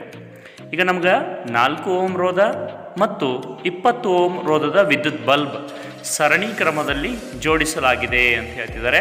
ಹಾಗಾಗಿ ಅವೆರಡನ್ನೂ ನಾನು ಸರಣಿ ಕ್ರಮದಲ್ಲಿ ತೆಗಿತಾ ಇದ್ದೀನಿ. ಇನ್ನು ಸರಣಿ ಕ್ರಮದಲ್ಲಿ ತೆಗೆದು ನನಗೆ ಬ್ಯಾಟ್ರಿ ಹೇಳ್ತಿದ್ದಾರೆ ಎಷ್ಟು? 6 ವೋಲ್ಟ್ ಬ್ಯಾಟ್ರಿ ಇದೆ. ನಾವು ಕ್ವಶನನ್ನು ಯಾವುದೇ ಪ್ರಶ್ನೆ ತುಂಬ ಕಠಿಣವಾದ ಪ್ರಶ್ನೆ ಅಂತನ್ನುವಂಥ ಪ್ರಶ್ನೆ ಇರೋದೇ ಇಲ್ಲ. ನಾವು ಪ್ರಶ್ನೆಯನ್ನು ಸರಿಯಾಗಿ ಓದ್ಕೊಂಡು ಅದರಾಗಿರುವಂಥ ಎಲ್ಲ ಅಂಶಗಳನ್ನು ಸರಿ ಮಾಡ್ಕೊಂಡ್ರೆ ನೀವು ಉತ್ತರವನ್ನು ತುಂಬ ಈಸಿಯಾಗಿ ಬಿಡಿಸ್ಬೋದು. ನಾವು 20 Ωದ ಬಲ್ಬ್ ಇತ್ತು, 4 Ωದ ಒಂದು ರೆಜಿಸ್ಟರ್ ಇತ್ತು, ನಮ್ಮ ಬ್ಯಾಟ್ರಿ 6 ವೋಲ್ಟ್ ಬ್ಯಾಟ್ರಿ ಇತ್ತು. ಕರೆಂಟ್ ಫ್ಲೋಯಿಂಗ್ ಡೈರೆಕ್ಷನ್ ತೋರಿಸ್ತಾ ಇದ್ದೀನಿ. ಕೆಲವೊಂದು ಸಲ ನನಗೆ ಇದೇ ಥರ ಕೊಟ್ಟು ಒಂದು ರೇಖಾತ್ಮಕ ಚಿತ್ರವನ್ನು ಬರೆಯಿರಿ ಅಂತಲೂ ಕೇಳ್ಬೋದು. ಸೊ ಹಾಗಾಗಿ ನಾವು ಯಾವುದೇ ರೀತಿಯ ಪ್ರಶ್ನೆ ಬಂದಾಗ ಉತ್ತರವನ್ನು ಬರೀಲಿಕ್ಕೆ ರೆಡಿ ಇರಬೇಕು. ರೈಟ್. ಹಾಗಾದರೆ ನಮ್ಮ ಪ್ರಶ್ನೆಯಲ್ಲಿರುವಂಥ ದತ್ತಾಂಶಗಳನ್ನು ಮೊದಲು ಬರ್ಕೊಂಡ್ಬಿಡು ನಾವು. ಸೊ ಏನೇನು ಡಾಟಾ ಕೊಟ್ಟಿದ್ದಾರೆ ನಮಗೆ? R1 = ಗೊತ್ತು, R2 = ಗೊತ್ತು. R1 = ಎಷ್ಟು? 4 Ω ಆಗಿದೆ. ರೈಟ್. ನಾನು ಅತ್ಯಂತ ನಿಧಾನವಾಗಿ ತಮ್ಮೆಲ್ಲರಿಗೂ ತಿಳಿಯುವಂತೆ ನಿಧಾನವಾಗಿಯೇ ಎಲ್ಲವನ್ನು ತೋರಿಸ್ತಾ ಇದ್ದೀನಿ. 20 Ω ರೋಧ ಇದೆ. ನಮಗೆ 6 ವೋಲ್ಟ್ ಬ್ಯಾಟ್ರಿ ಅಂತ ಹೇಳ್ತಿದ್ದಾರೆ. ಅಂದರೆ ವಿಭವಾಂತರ ಎಷ್ಟು ಬಂತು? 6 ವೋಲ್ಟ್ ವಿಭವಾಂತರ. That is V = 6 volt. ನಾನು ಅಲ್ಲಿ ಬರೀಲಿಲ್ಲ, ಚಿತ್ರ ಬರೆಯುವಾಗ ಮರ್ತಿದ್ದೆ. ಸೊ ಮತ್ತೆ ಬರಿತಾ ಇದ್ದೀನಿ. ಇನ್ನು ನಮ್ಗೆ ಕೇಳಿರೋ ಪ್ರಶ್ನೆ ಏನು? 1ನೇ ಪ್ರಶ್ನೆ ಇದೆ, ಮಂಡಲದ ಒಟ್ಟು ರೋಧ ಎಷ್ಟು? 2ನೇ ಪ್ರಶ್ನೆ ಇದೆ, ವಿದ್ಯುತ್ ಪ್ರವಾಹ that is a total resistance ಎಷ್ಟು ಅಂತ ಕೇಳಾಕ್ತಾರೆ. ಆಮೇಲೆ ನಮ್ಮ ವಿದ್ಯುತ್ ಮಂಡಲದಲ್ಲಿ ಪ್ರವಹಿಸುತ್ತಿರುವ ವಿದ್ಯುತ್ ಪ್ರವಾಹ ಎಷ್ಟು ಅಂತ ಕೇಳ್ತಾರೆ. ಆ್ಯಂಡ್ ಥರ್ಡ್ ಕ್ವಶನ್ ಕೇಳ್ತಿದ್ದಾರೆ ನಮಗೆ R1 ಮತ್ತು R2ಗಳ ಅಲ್ಲಿ ಎಷ್ಟು ವಿಭವಾಂತರ ಇದೆ ಅಂತ. ಅದೇನದು ಚೇಂಜ್ ಆಗ್ತದಾ ಅಂದರೆ ಹೌದು, ಚೇಂಜ್ ಆಗ್ತದೆ. ಹೇಗೆ ಅನ್ನೋದನ್ನು ಈ ಪ್ರಶ್ನೆಗೆ ಉತ್ತರ ಹೇಳಿದ ಮೇಲೆ ನಾನು ನಿಮಗೆ ಹೇಳ್ತೀನಿ. ಸರಿ, ಹಾಗಾದರೆ ನಾವು ಈ ಲೆಕ್ಕವನ್ನು ಬೇಗನೆ ಬಿಡಿಸ್ಬಿಡೋಣ. ಓಕೆ. ಸೊ ನಮ್ಮ ಸೂತ್ರ ಏನು? V = IR ಸೇಮ್ ಸೂತ್ರ. ಅದೇ ಸೂತ್ರವನ್ನು ಬಳಸಿ ನಾವು ಎಲ್ಲ ಕಡೆಯೂ ಉತ್ತರವನ್ನು ಬರಿತೀವಿ. ನನಗೆ ಈಗ ಫಸ್ಟ್ V = IRದಿಂದ I ಕಂಡುಹಿಡಿಬೇಕಂದ್ರೂ ಬರಲ್ಲ, ನನಗೆ V ಒಂದೇ ಗೊತ್ತು. ಸೊ ಟೋಟಲ್ R ಗೊತ್ತಿಲ್ಲ ನನಗೆ. ಎರಡೂ R ಅಂದರೆ ರೆಸಿಸ್ಟರ್ಗಳು ಅಲ್ಲಿ ಸರಣಿ ಕ್ರಮದಲ್ಲಿ ಜೋಡಣೆ ಆಗ್ಯಾವೆ. ಹಾಗಾಗಿ RS = R1 + R2 ಅಂತ ಹಾಕಿದ್ದೀವಿ. R1 ಬೆಲೆ 4, R2 ಬೆಲೆ 20. ಸೊ ಟೋಟಲ್ ಮಾಡಿಬಿಟ್ರೆ ನಮಗೆ 24 ಓಮ್ ರೋಧ, ಟೋಟಲ್ ರೋಧ ನಮಗೆ ಸಿಕ್ತು. ನನಗೆ ಟೋಟಲ್ ರೋಧ 24 ಓಮ್ ಸಿಕ್ಕದ. ಇನ್ನು ನನಗೆ ಆಲ್ರೆಡಿ ಮೊದಲೇ ಗೊತ್ತದ ವೋಲ್ಟೇಜ್ ಎಷ್ಟಿದೆ, 6 ವೋಲ್ಟ್ ವೋಲ್ಟೇಜ್ ಇದೆ. ತುಂಬ ಈಸಿ ರೈಟ್. V ಗೊತ್ತಾಯಿತು, R ಗೊತ್ತಾಯಿತು, I ಕಂಡುಹಿಡಿಬೋದಾ? Yes, exactly. ಐಯನ್ನು ತುಂಬ ಸುಲಭವಾಗಿ ನಾವು ಕಂಡುಹಿಡಿಯಬಹುದು. ಸೂತ್ರ ಏನು? ಸೇಮ್ ಸೂತ್ರ, V = IR ಅನ್ನುವಂಥ ಸೂತ್ರ. ಸೊ ಆಲ್ರೆಡಿ ನಾನು ಅದರಲ್ಲಿ ಆರನ್ನು ಕಂಡುಹಿಡಿದಿದ್ದೀನಿ. V = IR ಸೂತ್ರ. ನನಗೆ V ಗೊತ್ತು, R ಗೊತ್ತು. ಈ ಗುಣಾಕಾರ ಇರುವಂಥ ಆರನ್ನು ಎತ್ತಿ ಆ ಗೆರೆಯ ಆ ಕಡೆ ಒಗೆದ್ರೆ ಗುಣಾಕಾರದಿಂದ ಆ ಕಡೆ ಹೋದರೆ ಭಾಗಾಕಾರ ಆಗ್ತದೆ. ದಟ್ ಇಸ್ I = V/R ಆಗ್ತದೆ. V ಎಷ್ಟು? 6 ವೋಲ್ಟ್ ಇದೆ. R ಎಷ್ಟು? 24 ವೋಲ್ಟ್ ಇದೆ. R ಒಂದಲೇ R ಎಷ್ಟಲೇ ರೀ? S, exactly 24. 1/4 1/4 ಆಂಪಿಯರ್ ಅಂತಲೂ ಬರಿಬೋದು ನೀವು. ಇಲ್ಲ ನಾನು ಈ ಥರ ಬರಿತೀನಿ ಅಂದರೆ 0.25 ಓಮ್.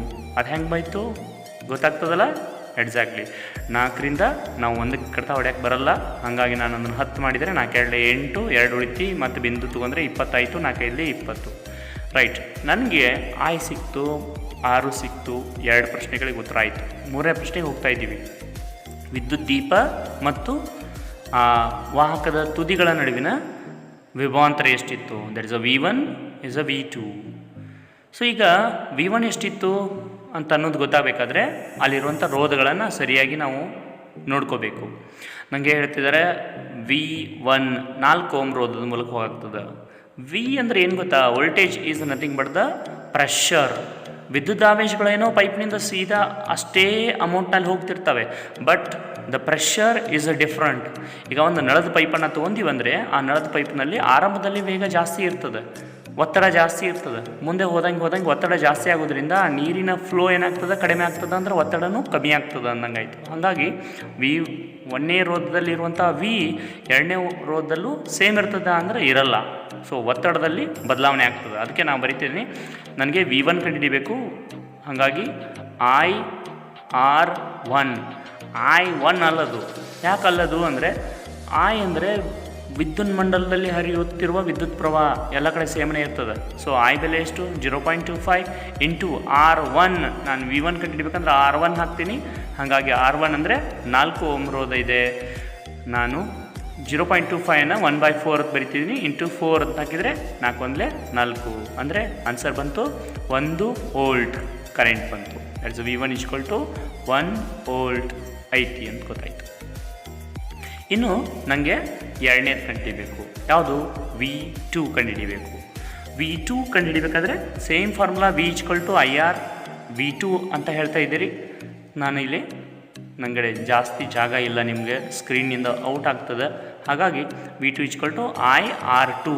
ಆರನ್ನು ಅಲ್ಲಿ ಚೇಂಜ್ ಮಾಡ್ಕೊಂಡೆ. ನಮ್ಮ I ಈಸ್ ಫಿಕ್ಸ್ಡ್ ಇರ್ತದೆ. 0.25 ಇಂಟು R2 ಅಂದರೆ 20 ಓಮ್ ಇದೆ.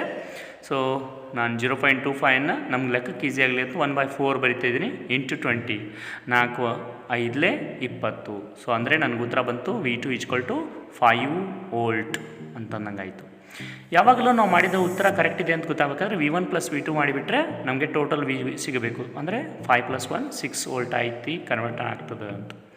ಸರಿ, ಮುಂದಿನ ಲೆಕ್ಕ ತಿಳಿಸೋಕ್ಕಿಂತ ಪೂರ್ವದಲ್ಲಿ ನನಗೆ V ಯಾವಾಗ ಚೇಂಜ್ ಆಗ್ತದೆ ಮತ್ತು I ಯಾವಾಗ ಚೇಂಜ್ ಆಗ್ತದೆ ಅನ್ನೋದನ್ನು ಒಂದು ಸಲ ನೋಡ್ಕೊಂಡು ಹೋಗೋಣ. ಇಲ್ಲಿ ನಾನು R1 R2 R3 ಅಂತ ಬರಿತಾ ಇದ್ದೀನಿ. ಇಲ್ಲೆಲ್ಲ ಕಡೆಯೂ voltage is nothing but the pressure of electrons ಅಂತ ಹೇಳ್ಬೋದು.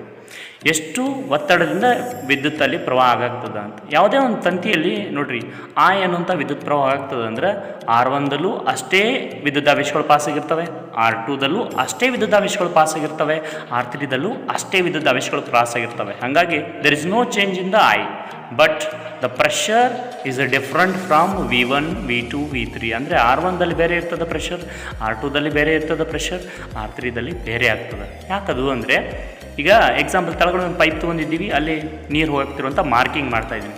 ಪೈಪ್ನಲ್ಲಿ ನೀರು ಹೋಗಬೇಕಾದ್ರೆ ಆ ಪೈಪಿನ ಗೋಡೆಗಳು ಅದಕ್ಕೆ ಘರ್ಷಣೆಯನ್ನು ಮಾಡ್ತವೆ. ಆ ಘರ್ಷಣೆಯಿಂದ ನೀರು ಹೋಗುವಂಥ ಸ್ಪೀಡು ಮೊದಲು ಸ್ಟಾರ್ಟಿಂಗ್ನಾಗ ಜಾಸ್ತಿ ಇರ್ತದೆ, ಹೆಂಗೆ ತುದಿ ಕಡೆ ಹೋಗ್ತದೆ ಅದರ ಸ್ಪೀಡ್ ಏನಾಗ್ತದೆ ಕಮ್ಮಿ ಆಗ್ತಾ ಹೋಗ್ತದೆ. ಹಾಗೇನೆ ವಿದ್ಯುತ್ ಪ್ರವಾಹ 1ನೇ ರೋದ್ನಾಗ ಹೋಗುತ್ನ್ಯಾಗ, 2ನೇ ರೋದ್ನಾಗ ಹೋಗುತ್ನ್ಯಾಗ, 3ನೇ ರೋದ್ನಾಗ ಹೋಗುತ್ನ್ಯಾಗ ಅದರ ವೇಗದಲ್ಲಿ ಅದರ ಸ್ಪೀಡ್ದಲ್ಲಿ ವ್ಯತ್ಯಾಸ ಆಗ್ತದೆ. ಅದೇ ನೀವೇನಂದ್ರು ಸಮಾಂತರ ಜೋಡಣೆ, ಇಲ್ಲೊಂದು ಎಕ್ಸಾಂಪಲ್ ನಾವು ಸೆಕೆಂಡ್ ಎಕ್ಸಾಂಪಲ್ ತೊಗೊಳ್ತೀವಿ. ಸಮಾಂತರ ಜೋಡಣೆ ತೊಗೊಂಡ್ರೆ ಏನು ಚೇಂಜ್ ಆಗ್ತದೆ ಅಂತ. ಈಗ ಸಮಾಂತರ ಜೋಡಣೆ ತೊಗೊಂಡಾಗ ಒಂದೇ ತುದಿ 3 ಭಾಗಗಳಾಗಿ ಒಡೆದು ಹೋಗ್ಬಿಡ್ತದೆ. 3 ಭಾಗಗಳಲ್ಲೂ ಒತ್ತಡ ಒಂದೇ ರೀತಿಯಾಗಿರ್ತದೆ. ಅಂದರೆ ವಿ ಕೆನಾಟ್ ಚೇಂಜ್. ಸಮಾಂತರ ಜೋಡಣೆ ಮಾಡಿದ್ರಿ ಅಂದರೆ ಅಲ್ಲಿ ವೋಲ್ಟೇಜ್ನಲ್ಲಿ ವ್ಯತ್ಯಾಸ ಆಗಂಗಿಲ್ಲ. 3 ಥರಲ್ಲೂ ಸೇಮ್ ವೋಲ್ಟೇಜೇ ಬರ್ತದೆ. 120 ವೋಲ್ಟ್ ಬರಾಗ್ತದೆ ಅಂದ್ರೆ 3 ವೈರ್ನಲ್ಲೂ 120 ವೋಲ್ಟೇ ಕರೆಂಟ್ ಬರ್ತಿರ್ತದೆ. There is no change. But I is definitely change ಆಗ್ತದೆ. ಸುಮ್ಮನೆ ಹಂಗೆ ಎಕ್ಸಾಂಪಲ್ ಇಟ್ಕೊಳ್ಳೋಣ. 100 ಜನ ಈ ವೈರ್ ಮೂಲಕ ಒಂದು ಹಾದಿ ಮೂಲಕ ಹಾದು ಹೋಗ್ತಾ ಇದ್ದಾರೆ. ಆ ಹಾದಿ ಮುಂದೆ ಬಂದು 3 ಭಾಗಗಳಾಗಿ ಒಡೆದು ಹೋಗ್ತದೆ. 3 ಭಾಗಗಳು ಹೋಗಿ ಮತ್ತೆ ಒಂದೇ ದಾರಿಗೆ ಕೂಡ್ತಾ ಇದ್ದಾವೆ. ನಾವು ಎಲ್ಲೋ ಜಾತ್ರೆಗೆ ಹೋಗ್ತಾ ಇದ್ದೀವಿ ಅಂತ ಅಂದ್ಕೊಳ್ಳೋಣ. ಎಲ್ಲ ಜನ ಒಂದೇ ದಾರಿ ಗುಂಟ ಹೋಗ್ತಾರಾ? ಇಲ್ಲ. 3 ದಾರಿಗಳಿಗೆ ಸಮಾನವಾಗಿ ಹೋಗ್ತಾರಾ? ಇಲ್ಲ. ಸೊ ಹಾಗಾಗಿ 3 ದಾರಿಗಳಿಗೆ ಅಲ್ಲಿ ಇರುವಂಥ I ವಿದ್ಯುತ್ ಪ್ರವಾಹದ ಪರಿಮಾಣ ಬೇರೆ ಬೇರೆ ಆಗಿಬಿಡ್ತದೆ. ಹಾಗಾಗಿ ಸೊ I1, I2, I3 ಆಗ್ತದೆ. ಬಟ್ ನಾವು ಲಾಸ್ಟಿಗೆ ಬಂದಾಗ ಅವು 3 ಮತ್ತೆ ಸೇರಿ ಒಂದೇ I ಆಗ್ತದೆ. ಅಂದರೆ ಟೋಟಲ್ I ಇಸ್ ಸೇಮ್. ಹಾಗೇನೆ ವೋಲ್ಟೇಜ್ ಲೆಕ್ಕದಾಗೂ ಹಾಗೆ ಹೇಳ್ಬೋದು. Total V is equal to V1 + V2 + V3 ಮಾಡಿದರೆ ಸೇಮ್ನೇ ಇರ್ತದೆ. ಯಾಕಂದರೆ ಟೋಟಲ್ ವೋಲ್ಟೇಜ್ ಅದು, ರೈಟ್? ಇದು ತಿಳಿದ್ರೆ ನಮ್ಮ ಮುಂದಿನ ಲೆಕ್ಕ ಈಸಿಯಾಗಿ ತಿಳಿತದೆ. ಹಾಗಾದರೆ ಮುಂದಿನ ಲೆಕ್ಕ ಯಾವುದು? ಬರೀ ನೋಡೋಣ. ನಮ್ಮ 2 ವೋಲ್ಟ್ನ 3 ಸ್ವಿಚ್ ಕೋಶಗಳನ್ನ ಒಂದು ರೋಧಕ 5 ಓಮದ, ಒಂದು ರೋಧಕ 8 ಓಮದ, ಒಂದು ರೋಧಕ 12 ಓಮದ ಮತ್ತು ಪ್ಲಗ್ ಕೀ ಇವುಗಳನ್ನು ಸರಣಿ ಕ್ರಮದಲ್ಲಿ ಸಂಯೋಜಿಸಿದಾಗ ರೋಧಕದಲ್ಲಿ ಪ್ರವಹಿಸುತ್ತಿರುವ ವಿದ್ಯುತ್ ಪ್ರವಾಹವನ್ನು ಅಳೆಯುವ ಆಗಬೇಕು. ಅಮ್ಮೀಟರ್ನ ಮತ್ತು 12 ಓಮ್ ರೋಧದ ತುದಿಯ ನಡುವಿನ ವಿಭವಾಂತರನ ಅಳೆಯಲಿಕ್ಕೆ ವೋಲ್ಟ್ ಮೀಟರ್ನ ಜೋಡಿಸಿದ್ದಾರೆ. ಅಮ್ಮೀಟರ್ ಮತ್ತು ವೋಲ್ಟ್ ಮೀಟರ್ನ ಸೂಚ್ಯಾಂಕಗಳನ್ನು ಸೂಚ್ಯಾಂಕಗಳು ಎಷ್ಟಿರ್ಬೋದು ಅಂತ ಕೇಳ್ತಿದ್ದಾರೆ. ಅಂದರೆ ಕೇಳಿದ ಪ್ರಶ್ನೆ ಏನು? ಅಮ್ಮೀಟ್ರ್ ಏನು ಲೆಕ್ಕ ಮಾಡ್ತದೆ? I. ಆಮೇಲೆ ವೋಲ್ಟ್ ಮೀಟರ್ ಏನು ಲೆಕ್ಕ ಮಾಡ್ತದೆ? ವೋಲ್ಟೇಜ್. V3 ಕೇಳ್ತಿದ್ದಾರೆ ನಮಗೆ ಕ್ವಶನ್ ಆಗಿ. ಆಮೇಲೆ ನಮಗೆ ಇನ್ನೊಂದು ಕೇಳ್ತಿದ್ದಾರೆ, ಯಾವುದು ಅಂದರೆ I, ಟೋಟಲ್ I ಎಷ್ಟು ಅಂತೇಳಿ. ನನಗೆ ಫಸ್ಟ್ ದತ್ತಾಂಶ ಕೊಟ್ಟರು. R1 ಕೊಟ್ಟಿದ್ದಾರೆ, R2 ಕೊಟ್ಟಿದ್ದಾರೆ, R3 ಕೊಟ್ಟಿದ್ದಾರೆ. ಆಮೇಲೆ ವೋಲ್ಟೇಜ್ 2 ವೋಲ್ಟಿನ 3 ಶೆಲ್ ಇದಾವೆ ಅಂತ ಹೇಳ್ತಿದ್ದಾರೆ. ಹಾಗಾಗಿ ಟೋಟಲ್ ವೋಲ್ಟೇಜ್ ಎಷ್ಟಾಯಿತು? 6 ವೋಲ್ಟ್ ಆಯಿತು ಅಂತ. ಇನ್ನು ನಮ್ಗೆ ಕೇಳಿರೋ ಪ್ರಶ್ನೆ ಅಮ್ಮೀಟ್ರನ ಕೆಲಸ, ಅಮ್ಮೀಟ್ರ ಸೂಚ್ಯಾಂಕ ಎಷ್ಟಿರ್ತೈತಿ ಅಂದರೆ ಅದು ವಿದ್ಯುತ್ ಪ್ರವಾಹ ಎಷ್ಟಿದೆ ಅಂತ ಹೇಳ್ತಿರ್ತೈತಿ. ಅಂದರೆ I ಎಷ್ಟಿರ್ತೈತಿ ಅಂತ ಆಯಿತು. ಆಮೇಲೆ ವೋಲ್ಟ್ ಮೀಟ್ರನ್ನ ಎಲ್ಲಿ ಕುಣಿಸಿದ್ದೀವಿ ಅಂದರೆ 12 ಓಮ್ ರೋಧಕ್ಕೆ ಮಾತ್ರ ಕುಣಿಸಿದ್ದೀವಿ ನಾವು. ಹಾಗಾಗಿ ನಾನು ನಿಮಗೆ ತಿಳಿಲಿ ಅಂತ ಮತ್ತೊಂದು ರಫ್ ಡೈಗ್ರಾಮನ್ನು ತೆಗಿತಾ ಇದ್ದೀನಿ. ಇಲ್ಲಿ R1, R2, R3ಗಳನ್ನ ಬರೆದಿದ್ದೀನಿ. ಇನ್ನು ನಮಗೆ ಹೇಳ್ತಿದ್ದಾರೆ ಅಲ್ಲಿ 12 ಓಮ್ ರೋಧ ಇದೆ, ಬೇರೆ ಬೇರೆದು ಅಂತ ಹೇಳ್ತಿದ್ದಾರೆ. ಇಲ್ಲೊಂದು ಸರಣಿಯಲ್ಲಿ ಒಂದು ಅಮ್ಮೀಟ್ರನ್ನ ಕುಣಿಸಿದ್ದೀವಿ. ಸೊ ಸೇಮ್ ವಿದ್ಯುತ್ ಸರ್ಕ್ಯೂಟ್ಗಳು ಯಾವಾಗಲೂ ಬ್ಯಾಟ್ರಿಯನ್ನು ಸರಣಿಯಲ್ಲಿ ಅಮ್ಮೀಟ್ರ್ಗಳನ್ನು ಸಮಾಂತರವಾಗಿ ವೋಲ್ಟ್ ಮೀಟ್ರ್ಗಳನ್ನು ಜೋಡಿಸಿರ್ತಾರೆ. ಆಮೇಲೆ ಅಲ್ಲೊಂದು ಪ್ಲಗ್ ಕೀ ಇರ್ತದೆ. Plug key is nothing but button ಇದ್ದಂಗೆ. ಲೈಟ್ ಬಟನ್ ಹಚ್ಚಲಿಕ್ಕೆ ಮತ್ತು ಆರಿಸ್ಲಿಕ್ಕೆ ಹೆಂಗೆ ಯೂಸ್ ಮಾಡ್ತೀವಲ್ಲ ಅದೇ ಥರ ಪ್ಲಗ್ ಕೀ ವರ್ಕ್ ಮಾಡ್ತಿರ್ತದೆ, ರೈಟ್? ನಾನು ಚಿತ್ರ ತೆಗೆದೆ, ಬಟ್ ನನಗೆ 12 ಅಂದರೆ 3 R3ಗೆ ಒಂದು ಸಮಾಂತರವಾಗಿ ವೋಲ್ಟ್ ಮೀಟ್ರನ್ನು ಕೊಟ್ಟಿದ್ದಾರೆ. ಅದನ್ನು ತೆಗೆದಿದ್ದೀನಿ. ಇನ್ನು ಎಷ್ಟೆಷ್ಟಿದ್ದು ಬರೆದ್ಬಿಡೋಣ. 5 ಓಮ್, ಆಮೇಲೆ 8 ಓಮ್, ಆಮೇಲೆ 12 ಓಮ್. ಈಗ ನಂಗೆ 12 ಓಮ್ದು ಮಾತ್ರ ವಿಭವಾಂತರ ಕಂಡುಹಿಡಿಬೇಕು. ಪ್ಲಸ್ ನನಗೆ ಅಮ್ಮೀಟ್ರ್ನಲ್ಲಿ ಟೋಟಲ್ I ಎಷ್ಟು ಬರಾಗ್ತದೆ ಅಂತ ಕಂಡುಹಿಡಿಬೇಕು. ಟೋಟಲ್ I ಸಿಗ್ತದ ಅಂದರೆ ಇಲ್ಲ, ಸಿಗಲ್ಲ. ಮತ್ತು ಅದು ಸಿಗಬೇಕಾದ್ರೆ ಏನು ಮಾಡಬೇಕು? ಅದು ಸಿಗಬೇಕಾದ್ರೆ ಫಸ್ಟ್ ನಾನು ಮಾಡಬೇಕಾಗಿದ್ದ ಕೆಲಸ ಟೋಟಲ್ ರೆಸಿಸ್ಟೆನ್ಸ್ ತೆಗಿಬೇಕು. ಅಂದರೆ ಮಂಡಲದ ಒಟ್ಟು ರೋಧ ಎಷ್ಟು ಅನ್ನೋದನ್ನು ಲೆಕ್ಕ ಮಾಡಬೇಕು. ಅಂದರೆ ನನಗೆ ಆಯನ್ನು ಕಂಡುಹಿಡಿಯಲಿಕ್ಕೆ ಬರ್ತದೆ. ಆಮೇಲೆ ವೋಲ್ಟ್ ಮೀಟ್ರದಿಂದ ಆ 12 ಓಮ್ನ ರೆಸಿಸ್ಟರ್ದ ಎರಡೂ ಬಿಂದುಗಳ ನಡುವೆ ವಿಭವಾಂತರ ಎಷ್ಟಿದೆ ಅಂತ ಲೆಕ್ಕ ಮಾಡಬೇಕು. ಆಗಲೇ ಲೆಕ್ಕದಲ್ಲಿ ನಾವು ಮಾಡಿದ್ದೀವಲ್ಲ ಅದೇ ಥರ ಇಲ್ಲಿ ಮಾಡಿದರೆ ನಮಗೆ V3 = ಕ್ವಶನ್ ಮಾರ್ಕ್ ಆಗಿದೆ. ನಮ್ಮ ಸೂತ್ರ ಯಾವ್ದು ಹಚ್ಚಬೇಕು? ನನಗೆ ಆಯ್ ಕಂಡುಹಿಡಿಬೇಕಂದ್ರೆ V = IR ಅನ್ನುವಂಥ ಸೂತ್ರ ಗೊತ್ತು. V = IR. ನನಗೆ V ಗೊತ್ತು, ಇಲ್ಲಿ I ಗೊತ್ತಿಲ್ಲ, ಕಂಡುಹಿಡಿಬೇಕು. R ಗೊತ್ತಿಲ್ಲ. ಟೋಟಲ್ ರೆಸಿಸ್ಟೆನ್ಸ್ ನಂಗೆ ಗೊತ್ತಿಲ್ಲ. ಹಾಗಾಗಿ ನಾನು ಫಸ್ಟ್ ಟೋಟಲ್ ರೆಸಿಸ್ಟೆನ್ಸ್ ಕಂಡುಹಿಡಿಬೇಕು. ಮೇಲಿನ 3 ರೋಧಗಳು ಹೆಂಗದಾವೆ ಅಂದರೆ ಸರಣಿ ಕ್ರಮದಲ್ಲಿ ಜೋಡಿಸಿದ್ದಾರೆ. ಸರಣಿ ಕ್ರಮದಲ್ಲಿ ಜೋಡಿಸಿದ್ದಾರೆ ಅಂದರೆ ನಮ್ಮ ಸೂತ್ರ ಗೊತ್ತು. ಯಾವುದು? RS = R1 + R2 + R3. ಅದರ ದತ್ತಾಂಶಗಳನ್ನ ತುಂಬ್ತಾ ಹೋದರೆ R1 = 5 ಓಮ್ + 8 ಓಮ್ + 12 ಓಮ್. ಮೂರನ್ನು ಕೂಡಿಸ್ಬಿಟ್ರೆ ಎಷ್ಟಾಯಿತು? 25 ಓಮ್ ಆಗಿ ಪರಿವರ್ತನೆ ಆಗ್ತದೆ. ನನಗೆ ಟೋಟಲ್ R ಸಿಕ್ತು, ಟೋಟಲ್ V ಗೊತ್ತು ನನಗೆ. ಸೊ ಆಯ್ ಕಂಡುಹಿಡಿಬೋದಾ? ಇನ್ನೂ ಎಸ್, ಎಕ್ಸಾಕ್ಟ್ಲಿ ಕಂಡುಹಿಡಿಬೋದು. ಹಾಗಾದರೆ ಆಯ್ನೇ ಕಂಡುಹಿಡಿದ್ಬಿಡೋದು ಫಸ್ಟ್ ಒನ್. ಸೊ ನಮ್ಮ ಸೂತ್ರ V = IR. R ಗುಣಾಕಾರದ ಅದನ್ನು ಆ ಕಡೆ ಎತ್ತು ಹೋಗಿದ್ರೆ V/R ಆಗಿ ಪರಿವರ್ತನೆ ಆಗ್ತದೆ. That's I = V/R. ರೈಟ್. ವಿದ ಬೆಲೆ 6 ವೋಲ್ಟ್. R ನಮ್ಗೆ ಗೊತ್ತು 25. ಕಡ್ತಾ ಹೊಡೆದ್ರೆ ನನಗೆ ಉತ್ತರ ಬರ್ತದೆ ಎಷ್ಟು? 25ರಿಂದ 6 ಹೊಡಿಲಿಕ್ಕೆ ಬರಲ್ಲ. 0.60 ಆಯಿತು. 25 ಎರಡಲೇ ನನಗೆ 50 ಆಗ್ತದೆ. ಅಂದರೆ 2 ಟೈಮ್ಸ್ ಇಡ್ತೀನಿ.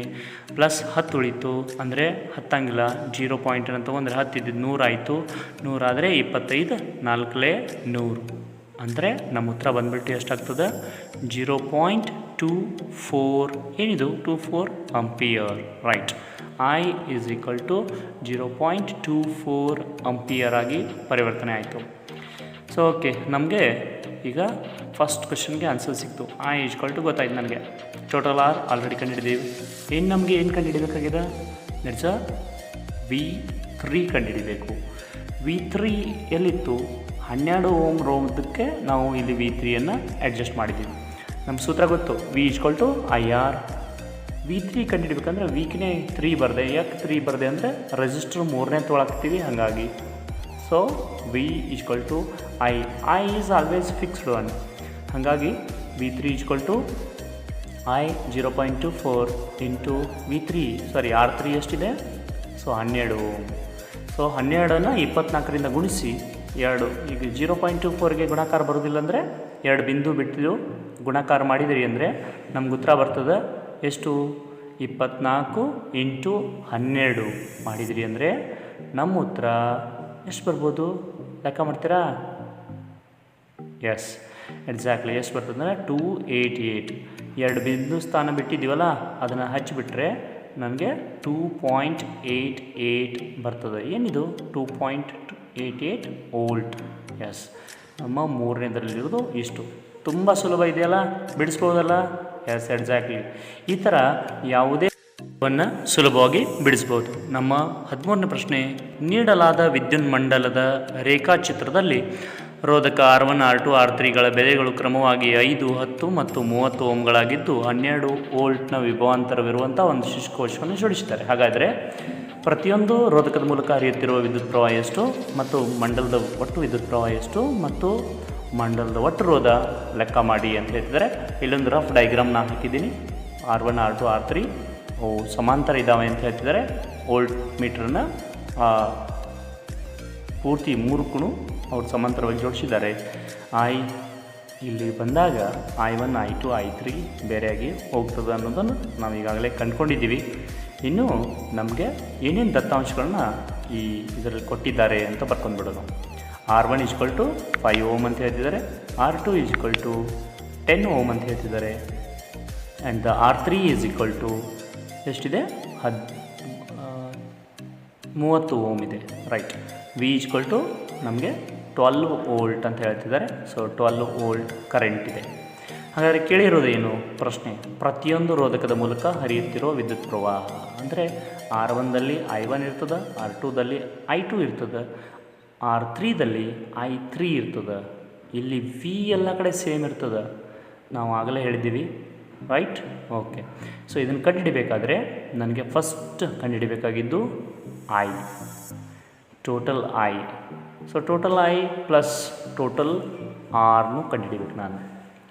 ಸೊ ಇಲ್ಲಿ I ಕಂಡುಹಿಡಿಲಾರ್ದೇನು ನಾವು ಪ್ರತಿಯೊಂದರಲ್ಲೂ Iಯನ್ನು ಕಂಡುಹಿಡಿದು ಅದನ್ನು ಟೋಟಲ್ ಮಾಡಿಬಿಟ್ರೆ I1, I2, I3 ಅಂತ ಅಲ್ಲಿಂದನೂ ನಾವು ಸರಿ ಮಾಡ್ಬೋದು ಲೆಕ್ಕವನ್ನು. ನಮ್ಮ ಸೂತ್ರ V = IR ಇದೆ. ನನಗೆ V ಗೊತ್ತಾ? ಗೊತ್ತು. R1 ಗೊತ್ತಾ? ಗೊತ್ತು. ಹಾಗಾದರೆ I1 ಗೊತ್ತಾಗ್ತದೆ. I = V/R1. ನನಗೆ V ಎಷ್ಟಿದೆ? 12 ವೋಲ್ಟ್ ಅಂತ ಹೇಳ್ತಾರೆ. R ಎಷ್ಟಿದೆ? 5. 5 ಗುಣಾಕಾರ ಮಾಡಿದರೆ 5 2 10. That is 2 point. 2 ಉಳಿತು, 2 5 ಹತ್ತಂಗಿಲ್ಲ. ಬಿಂದು ಇಟ್ಟರೆ ಮುಂದಿನ 2 ಹೋಗಿ 20 ಆಯಿತು. ಸೊ 5 4 20. ಸೊ ಅಂದರೆ 2.4 ಇನ್ 2.4 ಆಂಪಿಯರ್ ಬಂತು. ಹಿಂಗೇನೆ ಎರಡನೇದು ಮಾಡ್ಬೋದಾ? ನೀವು ಮಾಡ್ತೀರಾ ಈಸಿಲಿ? ಎಸ್. I2 = V/R2. ಎರಡನೇದಲ್ವಾ, ಹಂಗಾಗಿ R2 ಅಂತ ಬರಿತಾ ಇದ್ದೀನಿ. ಡೈರೆಕ್ಟ್ ಸೂತ್ರನೇ ಬರೆದೆ ಇಲ್ಲಿ, ನೀವು ತಿಳಿತದ ಅಂತ ಅಂದ್ಕೊಂಡು. V 12 ಇದೆ, R ಎಷ್ಟಿದೆ? 10 ಇದೆ. ಅಂದರೆ ಆಟೋಮೆಟಿಕ್ಲಿ 1.2. ಹೆಂಗೆ ಬಂತು 1.2? 10 ಒಂದಲೇ 10, 12ಕ್ಕೆ ಹತ್ತಂಗಿಲ್ಲ, 2 ಉಳಿತು, 2ಕ್ಕೆ ಬಿಂದು ಇಟ್ಟರೆ 20 ಆಯಿತು, 2 20. That is 1.2 ampere, right? Okay. I2 ಕಂಡುಹಿಡಿದೀವಿ ಈಗ. ಹಾಗಾದ್ರೆ I3 ಒಂದು ಕಂಡುಹಿಡಿಬೋದಾ? ಎಸ್. I3 = ಏನು ಬರೀದು ಸೂತ್ರ? V/R3 exactly. So V 12 ohm ಇದೆ, R3 ಎಷ್ಟಿದೆ? 30. ಸೊ 30 ಬರದೆ. 12/30 ಕಡ್ತಾ ಹೊಡ್ಯಾಕೆ ಬರ್ತದ? ಬರಲ್ಲ. ಸೊ ಬರಲ್ಲ ಅಂದರೆ 0 ಪಾಯಿಂಟ್ ಇಟ್ಟೆ. 12 ಇದ್ದು 120 ಆಯಿತು. 120ಕ್ಕೆ ಹೊಡಿಬೋದಾ? 34 120 ಎಕ್ಸಾಕ್ಟ್ಲಿ 0.4 ಆಂಪಿಯರ್ ಆಯಿತು. ಈಗ ನನಗೆ ಟೋಟಲ್ I ಕಂಡುಹಿಡಿಬೇಕು. ಟೋಟಲ್ I ಹೆಂಗೆ ಕಂಡುಹಿಡಿದು ಸೂತ್ರ ಗೊತ್ತಲ್ಲ? ಗೊತ್ತು. ಬಟ್ ನಾನೀಗ ಬರೆದ್ರೆ ನಿಮಗೆ ಕಾಣ್ತಾ ಇಲ್ಲ, ಹಾಗಾಗಿ ನಾನು ಪೇಜನ್ನು ಸರಿಸ್ತಾ ಇದ್ದೀನಿ. ಎಸ್. I ಹೆಂಗೆ ಕಂಡುಹಿಡಿದು ಅಂದರೆ ಟೋಟಲ್ ಟೋಟಲ್ I ವಿದ್ಯುತ್ ಪ್ರವಾಹ I1 + I2 + I3 ಮಾಡಿದರೆ ಸರಿಯಾಗಿಬಿಡ್ತದೆ. I1, I2, I3 ಬೆಲೆಗಳು ಗೊತ್ತಲ್ಲ? ಹಾಗಾದರೆ ಗೊತ್ತು ಅಂದರೆ ತುಂಬಿಡೋಣ. ತುಂಬಿಟ್ರೆ ಎಷ್ಟೆಷ್ಟಿದೆ? ನಮ್ಗೆ 1ನೇ ಬೆಲೆ ಇತ್ತು, ಅಲ್ಲಿ ನಮಗೆ ಸ್ಕ್ರೀನ್ನಾಗ ಕಾಣ್ತಾ ಇಲ್ಲ, 2.4 ಇತ್ತು. 2ನೇ ಬೆಲೆ ಎಷ್ಟಿತ್ತು ಅಂದರೆ 1.2 ಇತ್ತು. 3ನೇ ಬೆಲೆ ಮೇಲೆ ಕಾಣ್ತಾ ಇದೆ 0.4. ಈ ಅಷ್ಟು ಬೆಲೆಗಳನ್ನು ಸೇರಿಸ್ಬಿಟ್ರೆ ನಮ್ಮ ಉತ್ತರ ಎಷ್ಟು ಬರ್ತದೆ? ಓಕೆ, ಎಷ್ಟು ಬರ್ತದೆ ಅಂದರೆ ಇವನ್ನೆಲ್ಲನೂ ಸೇರಿಸ್ಬಿಟ್ರೆ ನಮ್ಮ ಉತ್ತರ ಎಕ್ಸಾಕ್ಟ್ಲಿ 4 ಆಂಪಿಯರ್ ಆಗಿ ಕನ್ವರ್ಷನ್ ಆಗಿಬಿಡ್ತದೆ. ಓಕೆ, ನಾವು ಹೇಳಿದಂಥ 2 ಪ್ರಶ್ನೆಗಳಿಗೆ ನಾವು ಕಂಪ್ಲೀಟ್ ಉತ್ತರ ಹೇಳಿಬಿಟ್ಟಿವಿ. ಈಗ ನನಗೆ ಈ ಲಾಸ್ಟ್ ಉತ್ತರ ಕಂಡುಹಿಡಿಬೇಕು. ಟೋಟಲ್ R ದಟ್ ಇಸ್ ಸಮಾಂತರದವೆ ಸೂತ್ರ 1/Rp = 1/R1 + 1/R2 + 1/R3. 3 ಇದ್ದಾವೆ, ಹಾಗಾಗಿ 3 ಬರದೆ. ಸೊ ಅವು ಥರ ದತ್ತಾಂಶಗಳನ್ನ ಅದರ ಹಾಕ್ಕೊಂಡ್ಬಿಡೋಣ. 1/5 + 1/R2 ಎಷ್ಟಿತ್ತು? 10. That is 1/10. R3 ಎಷ್ಟಿತ್ತು? 1/30. 30 ಅಲ್ವಾ? ಸೊ 1/1 ಅದು, ಸೊ 30 ಲಸ ತೆಗೆದ್ರೆ ಎಷ್ಟು ಬರ್ತದೆ ಅಂದರೆ 30 ಅಲ್ವಾ?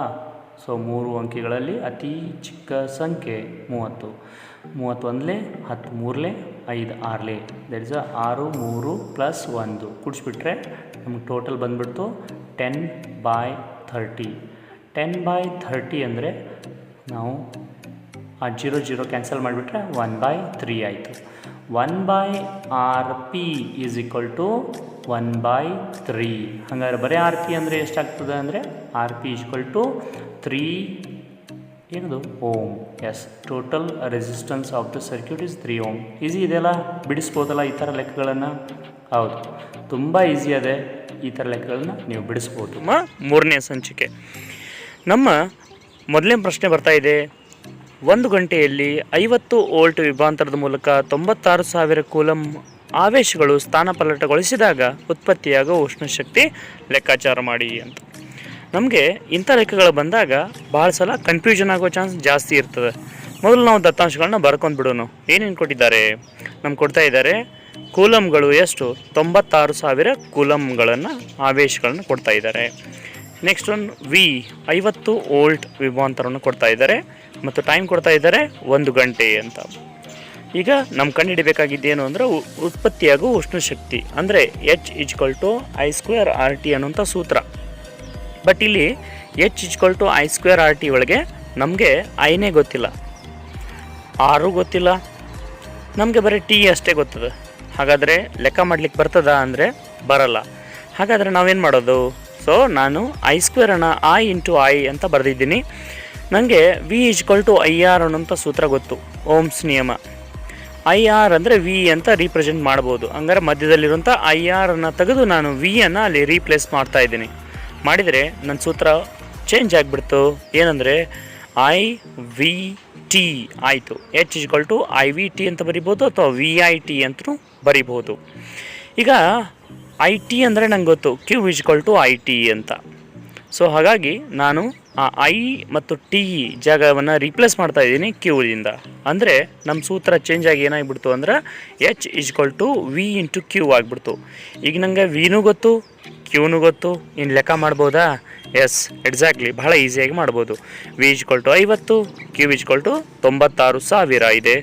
ಅವೆರಡನ್ನೂ ನಮಗೆ ಗುಣಿಸ್ಬಿಟ್ರೆ ನಮ್ಮ ಉತ್ತರ ಬರ್ತದೆ 48,000,000 ಅಂದರೆ 48ರ ಮುಂದೆ ನಮಗೆ 5 ಜೀರೋಗಳು ಬರ್ತಾ ಹೋಗ್ತವೆ. 3, 4, 5. ಸೊ ಇದನ್ನು ನಾನು ಈ ಥರನೂ ಬರಿಬೋದಾ? ಬಿಡಿ ಸ್ಥಾನಗಳಿಂದ ಆ ಎಲ್ಲ ಜೀರೋಗಳನ್ನು ತೆಗೆದು 10ರ ಘಾತದಲ್ಲಿ ಬರಿಬಹುದು. ಹಾಗೆ ಬರೆದ್ರೆ ನಾನು ಬಿಡಿ 1, 2, 3, 4, 5, 6. ಸೊ ನಾನಿಲ್ಲಿ 6 ಬಿಂದು ಹಿಂದಕ್ಕೆ ಸರಿಸ್ತಾ ಇದ್ದೀನಿ. 4.8 × 10⁶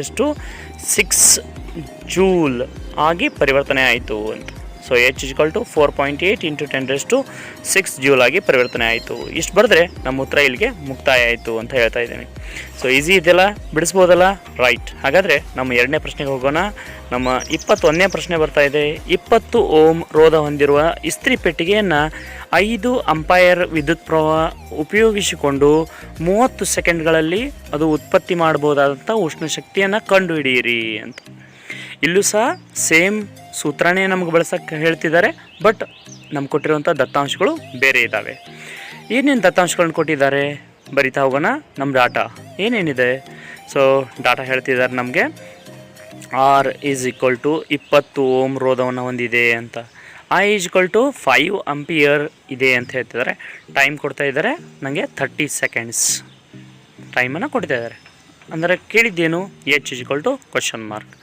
ಮತ್ತು ನಮ್ಮ ಸೂತ್ರ ಸೇಮ್ ಒನ್, H=I²RT. H=I²RT. ಈ ಸಲ ಎಲ್ಲ ಇದೆಯಲ್ಲ? ಎಸ್, ಐನು ಕೊಟ್ಟಿದ್ದಾರೆ, ಆರ್ನು ಕೊಟ್ಟಿದ್ದಾರೆ, ಟಿನೂ ಕೊಟ್ಟಿದ್ದಾರೆ. ಸೊ ಡೈರೆಕ್ಟ್ ಕ್ಯಾಲ್ಕುಲೇಷನ್ ಆಯಿತು. ಸೊ I= ಎಷ್ಟಿದೆ? 5². R=20 ಇಂಟು ಟೈಮ್ 30 ಸೆಕೆಂಡ್ಸ್ ಹೇಳ್ತಿದ್ದಾರೆ. 30 ಸೆಕೆಂಡ್ಸ್ ಬರಿತಾ ಇದ್ದೀವಿ. 5 25 ಆಯಿತು. Into 20 into 30. ಸೊ ಇಷ್ಟು ಭಾಗಗಳನ್ನು ಮೂರನ್ನು ನಾವು ಗುಣಾಕಾರ ಮಾಡಿಬಿಟ್ರೆ ನಮ್ಗೆ ಬರುವ ಟೋಟಲ್ ಆನ್ಸರ್ ಎಷ್ಟು ಬರ್ಬೋದು? 15,000 ಜೂಲ್ಸ್. ಅಂದರೆ 15,000 ಜೂಲ್ನಷ್ಟು ಉಷ್ಣಶಕ್ತಿ ಉತ್ಪತ್ತಿ ಆಗ್ತದೆ. ರೈಟ್? ಈಸಿ ಇದೆಯಲ್ಲ, ಬಿಡಿಸ್ತಿರಲ್ಲ? ರೈಟ್. ಹಾಗಾದರೆ ನಾವು ಇದನ್ನು ಬೇಕಾದರೆ 15,000 ಜೂಲ್ಸ್ ಅನ್ನೋದನ್ನು ನಾನು ಘಾತಾಂಕ ಸಂಖ್ಯೆಯಲ್ಲಿ ಬರಿತೀನಿ ಅಂದರೆ ಹೀಗೂ ಬರಿಬೋದು. 1.5 × 10⁴ ಜೂಲ್ಸ್ ಈ ಥರನೂ ಬರೆದ್ರೆ ತಪ್ಪಲ್ಲ. ಅಥವಾ ಮೇಲ್ಗಡೆ ಬರ್ದೀವಲ್ಲ ಅದೇ ಬರೆದು ಎಂಡ್ ಮಾಡಿದರೂ ತಪ್ಪಲ್ಲ. It's also correct one. Right. ನಮ್ಮ 3ನೇ ಪ್ರಶ್ನೆ ಹೋಗ್ತಾ ಇದ್ದೀವಿ. 220 ವೋಲ್ಟ್ ಜನ್ರೇಟರ್ಗೆ ವಿದ್ಯುತ್ ಬಲ್ಬನ್ನು ಸಂಪರ್ಕಿಸಲಾಗಿದೆ. ಆ ಬಲ್ಬ್ನಲ್ಲಿ 0.5 ವಿದ್ಯುತ್ ಪ್ರವಾಹವಾದಾಗ ಬಲ್ಬ್ನ ಸಾಮರ್ಥ್ಯ ಎಷ್ಟಿರುತ್ತದೆ ಅಥವಾ ಎಷ್ಟು ಅಂತ ಕೇಳ್ತಿದ್ದಾರೆ.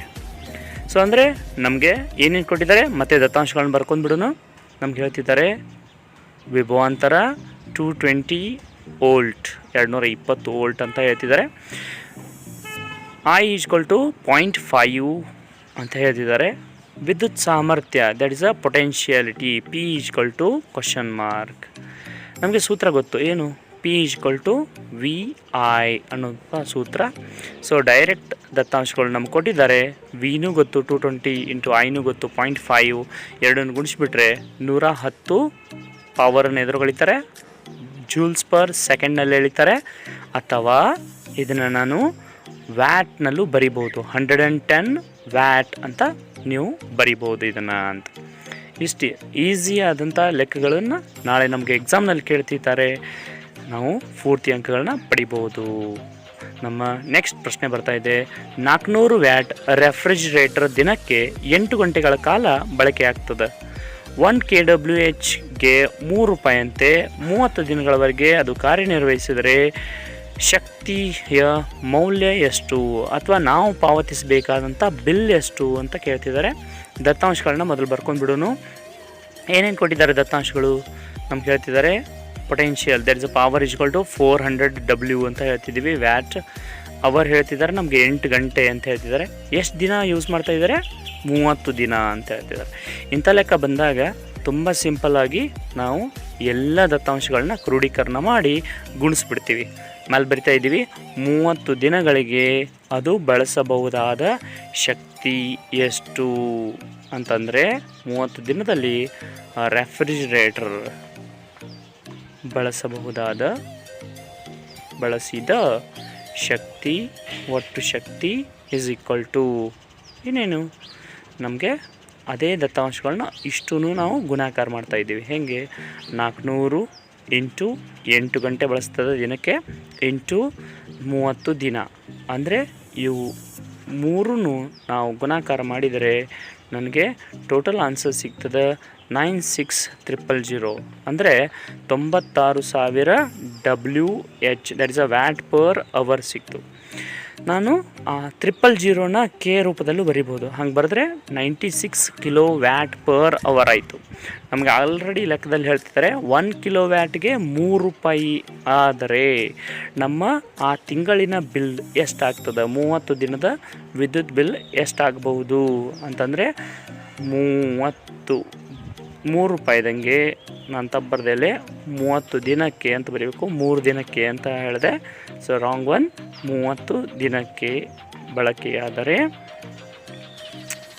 96 ಇಂಟು 3 ಮಾಡಿಬಿಟ್ರೆ ನಮ್ಗೆ ಉತ್ತರ ಬರ್ತದೆ 288 ರೂಪಾಯಿಗಳು. ರೈಟ್, ಇಟ್ಸ್ ಅ .00 ಬಿಂದುವಿನ ನಂತರ 0 ಇಟ್ಟಿದ್ದೀನಿ, ಹಾಗಾಗಿ ಅದು 288 ರೂಪಾಯಿ. ಇಷ್ಟು ನಮಗೆ ಬಿಲ್ಲನ್ನು ನಾವು ಪೇ ಮಾಡಬೇಕಾಗ್ತದೆ. ರೈಟ್, ಹಾಗಾದರೆ ನಾವು ನಮ್ಮ ನೆಕ್ಸ್ಟ್ ಪ್ರಶ್ನೆಗೆ ಹೋಗೋಣ. ರೈಟ್, ನಮ್ಮ ನೆಕ್ಸ್ಟ್ ಪ್ರಶ್ನೆ ಬರ್ತಾ ಇದೆ 24ನೇ ಪ್ರಶ್ನೆ. ಒಂದು ವಿದ್ಯುತ್ ಮೋಟರ್ 220 ವೋಲ್ಟ್ ವಿದ್ಯುತ್ ಮೂಲದಿಂದ 5 ಆಂಪೈರ್ ವಿದ್ಯುತ್ ಪ್ರವಾಹವನ್ನು ತೆಗೆದುಕೊಳ್ಳುತ್ತದೆ. ಮೋಟ್ರಿನ ಸಾಮರ್ಥ್ಯ ಎಷ್ಟು ಮತ್ತು 2 ಗಂಟೆಯಲ್ಲಿ ಮೋಟ್ರ್ ಬೆಳೆಸಬಹುದಾದಂಥ ಶಕ್ತಿಯನ್ನು ಕಂಡುಹಿಡಿಯಿರಿ ಅಂತ ಹೇಳ್ತಿದ್ದಾರೆ. ಮೊದಲು ದತ್ತಾಂಶಗಳನ್ನ ಬರ್ಕೊಂಡು ಬಿಡೋಣ. ಏನೇನು ಕೊಟ್ಟಿದ್ದಾರೆ ನಮ್ಗೆ ಹೇಳ್ತಿದ್ದಾರೆ. I equal to 5 ampere. Voltage ಎಷ್ಟಿದೆ, 220 ವೋಲ್ಟ್ ಕರೆಂಟನ್ನು ಕೊಡ್ತಾ ಇದ್ದಾರೆ. ಎಷ್ಟು ಟೈಮ್ ಬಳಸ್ತಾ ಇದೆ, 2 ಗಂಟೆ. ಟೈಮ್ ಈಜ್ವಲ್ ಟು, ಫಸ್ಟ್ ಕೇಳಿದ ಪ್ರಶ್ನೆ ಏನು, ಆ ಮೋಟ್ರಿನ ಸಾಮರ್ಥ್ಯ ಎಷ್ಟು. ಸಾಮರ್ಥ್ಯದ ಸೂತ್ರ P equal to VI. V ಗೊತ್ತು, ಐ ಗೊತ್ತು, ಹಾಗಾಗಿ ಅವೆರಡನ್ನೂ ಬರೆದ್ಬಿಡೋಣ. 220 ಇಂಟು 5 ಗುಣಿಸ್ಬಿಟ್ರೆ ನಮ್ಗೆ ಬರ್ತದೆ 1100. That is a 1100 W that is a watt. ಸಾಮರ್ಥ್ಯದ ಏಕಮಾನ ವ್ಯಾಟ್ ಅಂತ ಹೇಳ್ತೀವಿ ನಾವು. 1100 ವ್ಯಾಟ್ ಸಾಮರ್ಥ್ಯನೂ ಬಂದುಬಿಡುತ್ತೆ ನಮಗೆ. ರೈಟ್, ನಾವು ಒಂದು ಪ್ರಶ್ನೆಗೆ ಉತ್ತರವನ್ನು ಈಗ ಇಲ್ಲಿಗೆ ಮುಗಿಸಿದ್ದೀವಿ. ನಮ್ಗೆ 2ನೇ ಪ್ರಶ್ನೆ ಕೇಳ್ತಿದ್ದಾರೆ, 2 ಗಂಟೆಯಲ್ಲಿ ಮೋಟ್ರ್ ಬಳಸಿದ ಶಕ್ತಿಯನ್ನು ಕಂಡುಹಿಡಿಯಿರಿ ಅಂತ. ಶಕ್ತಿಯನ್ನು ಕಂಡುಹಿಡಿಯಿರಿ is nothing but the work done. That is a W equal to PT ಅನ್ನುವಂಥ ಸೂತ್ರವನ್ನು ಬಳಸ್ತೀವಿ. P ಅಂದರೆ ಗೊತ್ತು ನಮಗೆ, ಸಾಮರ್ಥ್ಯ ಈಗಾಗಲೇ ಬರೆದ್ಬಿಟ್ಟಿವಿ. Into T that is a time in hours ಬರಿತಾ ಇದ್ದೀವಿ. ಹಾಗಾಗಿ ನಾನು 1100 ಇಂಟು 2 ಮಾಡಿಬಿಟ್ರೆ ನಮ್ಗೆ ಆನ್ಸರ್ ಬರ್ತದೆ 2200. What is that 2200? That is a 2200 watt per hour. ಯಾಕಂದರೆ ನಾನಲ್ಲಿ ಅವರ್ನೇ ಇಟ್ಟಿದ್ದೀನಿ, ವ್ಯಾಟನ್ನು ಡೈರೆಕ್ಟಾಗಿ ಗುಣಿಸಿದ್ದೀನಿ, ಹಾಗಾಗಿ WH ಅಂತಲೇ ಬರಿತೀವಿ. ಇಷ್ಟು ಬರೆದ್ರೆ ನಮ್ಮ ಉತ್ತರ ಮುಗೀತು. ನಮ್ಮ 26ನೇ ಪ್ರಶ್ನೆ ಬರ್ತಾಯಿದೆ. ಒಂದು ವಿದ್ಯುತ್ ಬಲ್ಬನ್ನು 220 ವೋಲ್ಟ್ ಮತ್ತು 100 ವ್ಯಾಟ್ ಎಂದು ನಮೂದಿಸಲಾಗಿದೆ. ಈ ಬಲ್ಬನ್ನು 110 ವೋಲ್ಟ್ನಲ್ಲಿ ಕಾರ್ಯನಿರ್ವಹಿಸಿದರೆ ಅದರಲ್ಲಿ ಬಳಕೆಯಾದ ಸಾಮರ್ಥ್ಯ ಎಷ್ಟು ಅಂತ ಹೇಳ್ತಿದ್ದಾರೆ. ಇದೊಂಥರ ಟ್ವಿಸ್ಟೆಡ್ ಕ್ವಶನ್ನು, ತುಂಬ ಈಸಿ ಕ್ವಶನ್ನು, ಬಟ್ ನಮಗೆ ಬೇಗ ಅರ್ಥ ಆಗಲ್ಲ. ಸರಿ, ನಾವು ಮೊದಲು ದತ್ತಾಂಶಗಳನ್ನ ಬರ್ಕೊಂಡ್ಬಿಡೋಣ. ಏನೇನು? P = 220 ವೋಲ್ಟ್ ಅಂತ ಹೇಳ್ತಿದ್ದಾರೆ. Power that is P = 100 watt ಅಂತ ಹೇಳ್ತಿದ್ದಾರೆ. ನನಗೆ 110 ವೋಲ್ಟೇಜ್ ಕೊಟ್ಟಾಗ ಅದರದ್ದು ಪವರ್ ಎಷ್ಟಿರ್ತದೆ ಅಂತ ಕಂಡುಹಿಡಿಬೇಕು. ಬಟ್ ಪವರ್ ಕಂಡುಹಿಡಿಬೇಕಂದ್ರೆ ಮೊದಲು ನಮಗೆ R ಗೊತ್ತಿಲ್ಲ, ಇಲ್ಲಿ ರೆಸಿಸ್ಟೆನ್ಸೇ ಗೊತ್ತಿಲ್ಲ. So R = ? ಫಸ್ಟ್ ನಾನು R ಕಂಡುಹಿಡಿಬೇಕು. ನಮ್ಗೆ ಸೂತ್ರ ನಾರ್ಮಲ್ ಗೊತ್ತಿರೋದು P = VI ಅಂತೇಳಿ. ನನಗೆ P = VI ಗೊತ್ತು, ಬಟ್ I ನನಗೆ ಇಲ್ಲಿ ಕೊಡಲೇ ಇಲ್ಲ ಲೆಕ್ಕದಲ್ಲಿ. ಹಾಗಾಗಿ ನಾನು I = V/R ಅನ್ನುವಂಥ ಸೂತ್ರವನ್ನು ಇಲ್ಲಿ ಅಪ್ಲೈ ಮಾಡ್ತಾಯಿದ್ದೀನಿ. I ಜಾಗದಲ್ಲಿ V/R ತುಂಬಿಬಿಟ್ಟೆ. ಅವಾಗಾಯಿತು V × V/R that is equal to P = V²/R ಆಗಿ ಪರಿವರ್ತನೆ ಆಗಿಬಿಡ್ತು. ಈಗ ನನಗೆ R = ಒಂದು ಸೂತ್ರ ಗೊತ್ತು, ಏನು? ಸೊ R ಇಲ್ಲಿ ರೀಪ್ಲೇಸ್ ಮಾಡ್ತಾಯಿದ್ದೀನಿ P ಜಾಗದಲ್ಲಿ. ಉಲ್ಟಾ ಮಾಡಿದಾಗ R = V²/P ಆಗ್ತದೆ. V ನಮ್ಗೆ ಗೊತ್ತು 220 ವೋಲ್ಟ್ ದಟ್ ಇಸ್ V², ಹಾಗಾಗಿ ಅದರ ಮೇಲೆ ಸ್ಕ್ವೇರ್ ಬರದೆ /P ನಮಗೆ ಗೊತ್ತು, ಆಲ್ರೆಡಿ ಕೊಟ್ಟಿದ್ದಾರೆ 100 ವ್ಯಾಟ್ ಅಂತೇಳಿ. ಸೊ ಅದನ್ನೇ ಬರೆದಿದ್ದೀನಿ. 22 0 ಅಂದರೆ 220 ಸ್ಕ್ವೇರ್ ಎಷ್ಟಾಗ್ತದೆ ಅಂದರೆ 40 ಆಗ್ತದೆ. ಅಂದರೆ 48 400 ದಟ್ ಇಸ್ ಮೇಲಿಂದ 00 ಕೆಳಗಡೆ ಇರುವಂಥ 00ಗಳು ಕ್ಯಾನ್ಸಲೇಷನ್ ಆಯಿತು. ನಮ್ಗೆ ಉತ್ತರ ಬಂತು ರೆಸಿಸ್ಟೆನ್ಸ್ = 484 ಓಮ್ ರೆಸಿಸ್ಟೆನ್ಸ್ ಬಂತು. ನನಗೆ ಒಂದು ಉತ್ತರ ಈಗ ಸಿಕ್ತು, R = ಸಿಕ್ತು. ಬಟ್ ನನಗೆ P2 ಕಂಡುಹಿಡಿಬೇಕು. ಅಂದರೆ ವೋಲ್ಟೇಜನ್ನು Vಯನ್ನು 110ಕ್ಕೆ ಬದಲಾಯಿಸಿದರೆ ಏನಾಗ್ತದೆ ಅಂತ. ನನಗೀಗ ಆಲ್ರೆಡಿ R ಗೊತ್ತಿದೆ, ಹಾಗಾಗಿ ನಾವು ಈಸಿಯಾಗಿ ಆ ಲೆಕ್ಕವನ್ನು ಮಾಡಬಹುದು. ಸೊ ಬದಲಾಯಿಸಿದರೆ ಅದರ ಸಾಮರ್ಥ್ಯ ಎಷ್ಟು ಅಂತ ಕೇಳ್ತಿದ್ದಾರೆ. That is P = V²/R. ಇದೇ ಸೂತ್ರವನ್ನು ಬಳಸ್ತೀವಿ, ಯಾಕಂದರೆ ನಮಗೆ ಇಲ್ಲಿ I ಕೊಟ್ಟಿಲ್ಲ. ಸೊ ಹಾಗಾಗಿ R ಯೂಸ್ ಮಾಡ್ತಾಯಿದ್ದೀನಿ. V = 110 ಸ್ಕ್ವೇರ್ ಮಾಡ್ತಾಯಿದ್ದೀನಿ. ನಮಗೆ R ಆಲ್ರೆಡಿ ಗೊತ್ತು 484 ಓಮ್ಸ್ ಅಂತೇಳಿ. 110 ಸ್ಕ್ವೇರ್ ಮಾಡಿದರೆ ನಮ್ಗೆ ಬರ್ತದೆ ಅದು 12100. ಸೊ 484ದಿಂದ ಅದನ್ನು ನೀವು ಕಡ್ತಾ ಹೊಡೆದ್ರೆ ನಮಗೆ ಲಾಸ್ಟ್ ಆನ್ಸರ್ ಸಿಗ್ತದೆ. ಎಷ್ಟು ಅಂದರೆ 25 watt. So that is a second one. 25 watt ಆಗಿ ಅದು ಕನ್ವರ್ಟ್ ಆಗ್ತದೆ ಅಂತ. ಈಸಿ ಇದೆಲ್ಲ, ಬಿಡಿಸ್ಬೋದಲ್ಲ? Right one. ಸೊ ನಮ್ಮ ನೆಕ್ಸ್ಟ್ ಪ್ರಶ್ನೆ ಹೋಗ್ತಾ ಇದ್ದೀವಿ. ನಮ್ಮ 27ನೇ ಪ್ರಶ್ನೆ ಬರ್ತಾ ಇದೆ. ಸಮಾನ ಉದ್ದ ಮತ್ತು ವ್ಯಾಸವುಳ್ಳ ಒಂದೇ ರೀತಿಯ ಎರಡು ವಸ್ತುಗಳನ್ನು ಮೊದಲು ಸರಣಿ ಕ್ರಮದಲ್ಲೂ ನಂತರ ಸಮಾಂತರ ಕ್ರಮದಲ್ಲಿ ಒಂದೇ ವಿಭವಾಂತರಕ್ಕೆ ಅಡ್ಡಲಾಗಿ ಸಂಪರ್ಕಿಸಲಾಗಿದೆ. ಸರಣಿ ಕ್ರಮ ಮತ್ತು ಸಮಾಂತರ ಕ್ರಮದಲ್ಲಿ ಉತ್ಪತ್ತಿಯಾದ ಶಾಖದ ಅನುಪಾತವನ್ನು ಬರೆಯಿರಿ ಅಂತ ಹೇಳ್ತಿದ್ದಾರೆ. ಇಲ್ಲಿ ನಮಗೆ ಯಾವುದೇ ದತ್ತಾಂಶಗಳನ್ನ ಕೊಡಲಿಲ್ಲ, ಇನ್ ಜನರಲ್ ಆಗಿ ಹೇಳ್ತಿದ್ದಾರೆ. ಸರಣಿ ಕ್ರಮ ಮತ್ತು ಸಮಾಂತರ ಕ್ರಮದಲ್ಲಿ ಜೋಡಿಸಿದರೆ ಏನಾಗ್ತದೆ, ಅದರ ಅನುಪಾತ ಏನು ಅಂತ. ನಮ್ಮ ಸೂತ್ರ ಗೊತ್ತು H = I²RT ಅಂತ. ಬಟ್ ನನಗೆ ಇದನ್ನು ನಾನು I = V/R ದಿಂದ ರೀಪ್ಲೇಸ್ ಮಾಡ್ತಾ ಇದ್ದೀನಿ. ಐಯನ್ನು V/R ದಿಂದ ರೀಪ್ಲೇಸ್ ಮಾಡಿದರೆ ದಟ್ ಇಸ್ V²/R² ಆಯಿತು. ಹೇಗಾಯಿತು ಅಂತ ಗೊತ್ತಾ? V/R ಸ್ಕ್ವೇರ್ ಮಾಡಿದರೆ ಮ್ಯಾಗಿಂದ V² ತೆಳಗಿಂದ R² ಆಗ್ತದೆ into RT. That is R ಮತ್ತು ಮ್ಯಾಗಿನ ಸ್ಕ್ವೇರ್ R ಕಾಟ ಹೊಡೆದು ಬಿಟ್ಟರೆ ನಮಗೆ ಲಾಸ್ಟ್ ಆನ್ಸರ್ ಸಿಕ್ಬಿಡ್ತು. ಏನಂತಂದರೆ V²RT / RS ಅಂತ ಬರ್ತಿದ್ದೀನಿ. RS ಅಂದರೆ ಸರಣಿಯಲ್ಲಿ ಯಾವಾಗಲೂ ಹೆಂಗೆ ಮಾಡ್ತಾರೆ, R1 + R2 + R3 ಅಂತ ಕೂಡಿಸ್ತಾರೆ. ಹಾಗಾಗಿ ಇಲ್ಲಿ 2 ಇದ್ದಾವೆ ರೋಧಗಳು, ಹಾಗಾಗಿ R + R ಮಾಡಿದರೆ 2R ಆಗಿ ಆನ್ಸರ್ ಆಗಿ ಪರಿವರ್ತನೆ ಆಗಿಬಿಡ್ತು. ದಟ್ ಇಸ್ ನಾನು ಆ RS ಜಾಗದಲ್ಲಿ 2R ರೀಪ್ರೆಸೆಂಟ್ ಮಾಡ್ತಾ ಇದ್ದೀನಿ. ಎಸ್ ನನಗೆ HS ಅಂತ ಬರೆದಿದ್ದೀನಿ. ಸರಣಿ = V²T / 2R ಆಗಿ ಪರಿವರ್ತನೆ ಆಯಿತು. ಇನ್ನು ಸಮಾಂತರ ರೋಧ ಬರೆದ್ರೆ ಹೆಂಗೆ ಬರಿತೀವಿ? ಸಮಾಂತರ H = ಸಮಾಂತರ ದಟ್ ಇಸ್ P ಅಂತಲೂ ಬರಿಬೋದು ನಾವು. ಸೇಮ್ ಸೂತ್ರ I²RT ನಮಗೆ ಗೊತ್ತಿರುವಂಥ ಸೂತ್ರ. ಬಟ್ ನನಗೆ ಐಯನ್ನು ಮತ್ತೆ ನಾನು ಅದರಿಂದ ರೀಪ್ಲೇಸ್ ಮಾಡ್ತಾಯಿದ್ದೀನಿ, ಹಾಗಾಗಿ ಡೈರೆಕ್ಟ್ ಬರಿತಾ ಇದ್ದೀನಿ. ಈಗ V²T / R ಪಿ ಅಂತ ಬರಿತಾ ಇದ್ದೀನಿ, ಅಂದರೆ ಸರಣಿ ಅಂತ. ಆರ್ ಪಿಯನ್ನು ಯಾವಾಗಲೂ ಹೆಂಗೆ ಬರೀತಾರೆ, 1/RP = 1/R + 1/R2, R1 R2 ಹೆಚ್ಚಿದ್ದಾವೆ ಅಷ್ಟು ಹಂಗೆ ಮಾಡ್ತಾರೆ. ಈಗ ಸಮಾಂತರವಾಗಿ ಆರನ್ನು ತೆಳಗಡೆ ತೊಗೊಂಡ್ರೆ ಎರಡು ಕಡೆ ಆರ್ ಇದೆ, ಹಾಗಾಗಿ ಆರ್ ತೊಗೋತೀವಿ, ಮೇಲಿನ ಎರಡು ಅಂಕಿಗಳನ್ನು ಕೂಡಿಸಿದರೆ 1/RP = 2/R ಆಯಿತು. RP = R/2 ಆಗಿ ಪರಿವರ್ತನೆ ಆಯಿತು. ಹಾಗಾದರೆ ಆ RP ಜಾಗದಲ್ಲಿ ನಾನು R/2 ಅಂತ ಬರಿಬೋದಾ? S, exactly. V²/T / R/2. R/2 ಅಂತ ಬರೆದ್ರೆ ಆ 2 ಮೇಲಕ್ಕೆ ಜಂಪ್ ಆಗಿ ಹೋಗ್ತದೆ. That is 2 into V²T / R ಆಗಿ ಪರಿವರ್ತನೆ ಆಯಿತು. ಇದನ್ನು ನಾನು 2ರಿಂದ ಗುಣಾಕಾರ ಮತ್ತು ಭಾಗಾಕಾರ ಮಾಡ್ತಾ ಇದ್ದೀನಿ. ಸೊ ಮಾಡಿದರೆ ಏನಾದರೂ ಚೇಂಜಸ್ ಆಗ್ತದಾ? ಮಲ್ಟಿಫೈ ಆ್ಯಂಡ್ ಡಿವೈಡ್ ಬೈ 2 ಮಾಡಿದರೆ ಸೇಮೇ ಬರ್ತದೆ. ಸೊ ಹಾಗಾಗಿ ನಾನು 2 ಇಂಟು V²T / ತೆಳಗಡೆ ಆರ್ನ 2R ಅಂತ ಬರಿತಿದ್ದೀನಿ, ಇಂಟು R ಅಂತ ಬರಿತಾ ಇದ್ದಾನೆ. ಈ ಮಧ್ಯದಲ್ಲಿರುವಂಥ V² ಎರಡು ಗುಣಿಸಿದ್ರೆ 4 ಬಂತು. V²T / 4 ಬಂತು. V² / T ಅಂತಂದರೆ ನಂಗೆ ಗೊತ್ತು ಏನು, ಸರಣಿ ಕ್ರಮದಲ್ಲಿರುವಂಥ HS ಸಮ ಆಯಿತು ಅಂತ. ಅಂದರೆ 4 ಇಂಟು ಸರಣಿ ಕ್ರಮದಲ್ಲಿರುವಂಥ HS ಆಗಿ ಪರಿವರ್ತನೆ ಆಯಿತು ಅಂತ. ಅಂದರೆ ಸಮಾಂತರವಾಗಿ ಜೋಡಿಸಿದರೆ ಅದು ಸರಣಿ ಕ್ರಮಗಳಿಗಿಂತ 4 ಪಟ್ಟು ಕಡಿಮೆ ರೋಧವನ್ನು ಹೊಂದಿರ್ತದೆ. ಸಮಾಂತರ = 4 ಇಂಟು ಸರಣಿ ಅಂದಂಗಾಯಿತು. ನಾನು ಇದನ್ನು ಶಾರ್ಟ್ಕಟ್ನಾಗ ಬರೆಯೋಕ್ಕೆ ನೋಡ್ತಾ ಇದ್ದೀನಿ. ಅದನ್ನು H ಸಮಾಂತರ ಇದ್ದನ್ನು HP ಅಂತ ಬರಿತೀನಿ, H ಸರಣಿ ಅಂತಿದ್ದನ್ನು HS ಅಂತ ಬರಿತಾ ಇದ್ದೀನಿ. ಹಾಗೆ ಬರೆದ್ರೆ ಏನಾಗ್ತದೆ ನೋಡಿರಿ, HP = 4 ಇಂಟು ಆಗಬೇಕು, HS ಆಯಿತು. ಆ HP ಎತ್ತಿ ಆ ಕಡೆ ಬಿಸಾಕಿದರೆ ಗುಣಾಕಾರ ಇದ್ದಿದ್ದು HS ತಳಗಡೆ ಹೋಗಿ ಅದು HP ಕೂತ್ಕೋತದೆ. ಆ ಕಡೆ ಇದು 4 ಈ ಕಡೆ ಬಂದರೆ 1/4 ಆಗಿ ಪರಿವರ್ತನೆ ಆಗ್ತದೆ. ಅಂದರೆ ಅನುಪಾತ ಬಂತು 1:4 ಶಾಖದ ಅನುಪಾತ ಇಲ್ಲಿ ಕಂಡು ಬರ್ತದೆ. ಸಮಾಂತರ ಒಳಗೆ 1ರಷ್ಟು ಉತ್ಪತ್ತಿ ಆದರೆ ಸರಣಿ ಒಳಗೆ 4ರಷ್ಟು ಶಾಖ ಉತ್ಪತ್ತಿ ಆಗ್ತದೆ ಅಂತ ಹೇಳ್ತೀವಿ. ತಾಮ್ರತಂತಿಯ 0.5 mm ವ್ಯಾಸ ಮತ್ತು ಅದರ ರೋಧಶೀಲತೆ 1.6 × 10⁸ ರೋಧಶೀಲತೆಯನ್ನು ಹೊಂದಿದೆ. ಅದರ ರೋಧ 10ರಷ್ಟು ಆಗಲಿಕ್ಕೆ ಅದು ಎಷ್ಟು ಉದ್ದ ಇರಬೇಕು ಮತ್ತು ವ್ಯಾಸವನ್ನು ದ್ವಿಗುಣಗೊಳಿಸಿದರೆ ಅದರ ರೋಧ ಎಷ್ಟು ಬದಲಾಗುತ್ತದೆ ಅನ್ನೋಂಥ ಪ್ರಶ್ನೆ.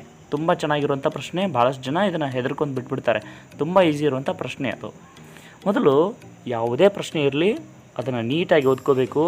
ಅಲ್ಲಿ ಏನೇನು ದತ್ತಾಂಶಗಳನ್ನ ಕೊಟ್ಟಿದ್ದಾರೆ ಅವುಗಳನ್ನ ಬರೆದುಕೊಳ್ಳಲಿಕ್ಕೆ ನಾವು ಕಲ್ತ್ಕೊಂಡ್ಬಿಡಬೇಕು. ಈಗ ದತ್ತಾಂಶಗಳು ಏನೇನು ಕೊಟ್ಟಿದ್ದಾರೆ? So D = 0.5 mm. ಅಂತ ಕೊಟ್ಟರೆ ನಮ್ಗೆ ಬರೋದಿಲ್ಲ. ಸೊ ಮಿಲಿಮೀಟ್ರನ್ನ ಮೀಟ್ರ್ನಲ್ಲಿ ಕನ್ವರ್ಟ್ ಮಾಡ್ಕೋಬೇಕು. ಹೇಗೆ ಮಾಡೋದು? Milli is nothing but 10⁻³ metre. So 0.5 ನಾನು ಬೇಕಾದರೆ ಒಂದು 0 ಅದಕ್ಕೆ ಶಿಫ್ಟ್ ಮಾಡಿದರೆ 5 × 10⁻⁴ ಮೀಟ್ರ್ ಆಗಿ ಕನ್ವರ್ಟ್ ಆಗಿಬಿಡ್ತದೆ. ಸೊ ಈಗ ನಮಗೆ ಮತ್ತೇನು ಕೊಟ್ಟಿದ್ದಾರೆ? ಸೊ ರೋಧಶೀಲತೆ ಕೊಟ್ಟಿದ್ದಾರೆ 1.6 × 10⁻⁸ ಓಮ್ ಮೀಟರ್ ರೋಧಶೀಲತೆ ಏಕಮಾನ. ಆ್ಯಂಡ್ ದ ನೆಕ್ಸ್ಟ್ ಒನ್ ಹೋದರೆ ನಮಗೆ R = 10 ಓಮ್ ನಷ್ಟಾಗಿರಲು ಉದ್ದ ಎಷ್ಟಿರಬೇಕು ಅಂತ ಹೇಳ್ತಿದ್ದಾರೆ. ಅಂದರೆ ನಮ್ಗೆ ಕೇಳಿರೋ ಪ್ರಶ್ನೆ length is equal to question mark. ನಮ್ಗೆ ಗೊತ್ತಿರೋದೇ ಒಂದೇ ಸೂತ್ರ, ಯಾವುದು? R = ρl/A ಅಂತ ಅನ್ನೋದು.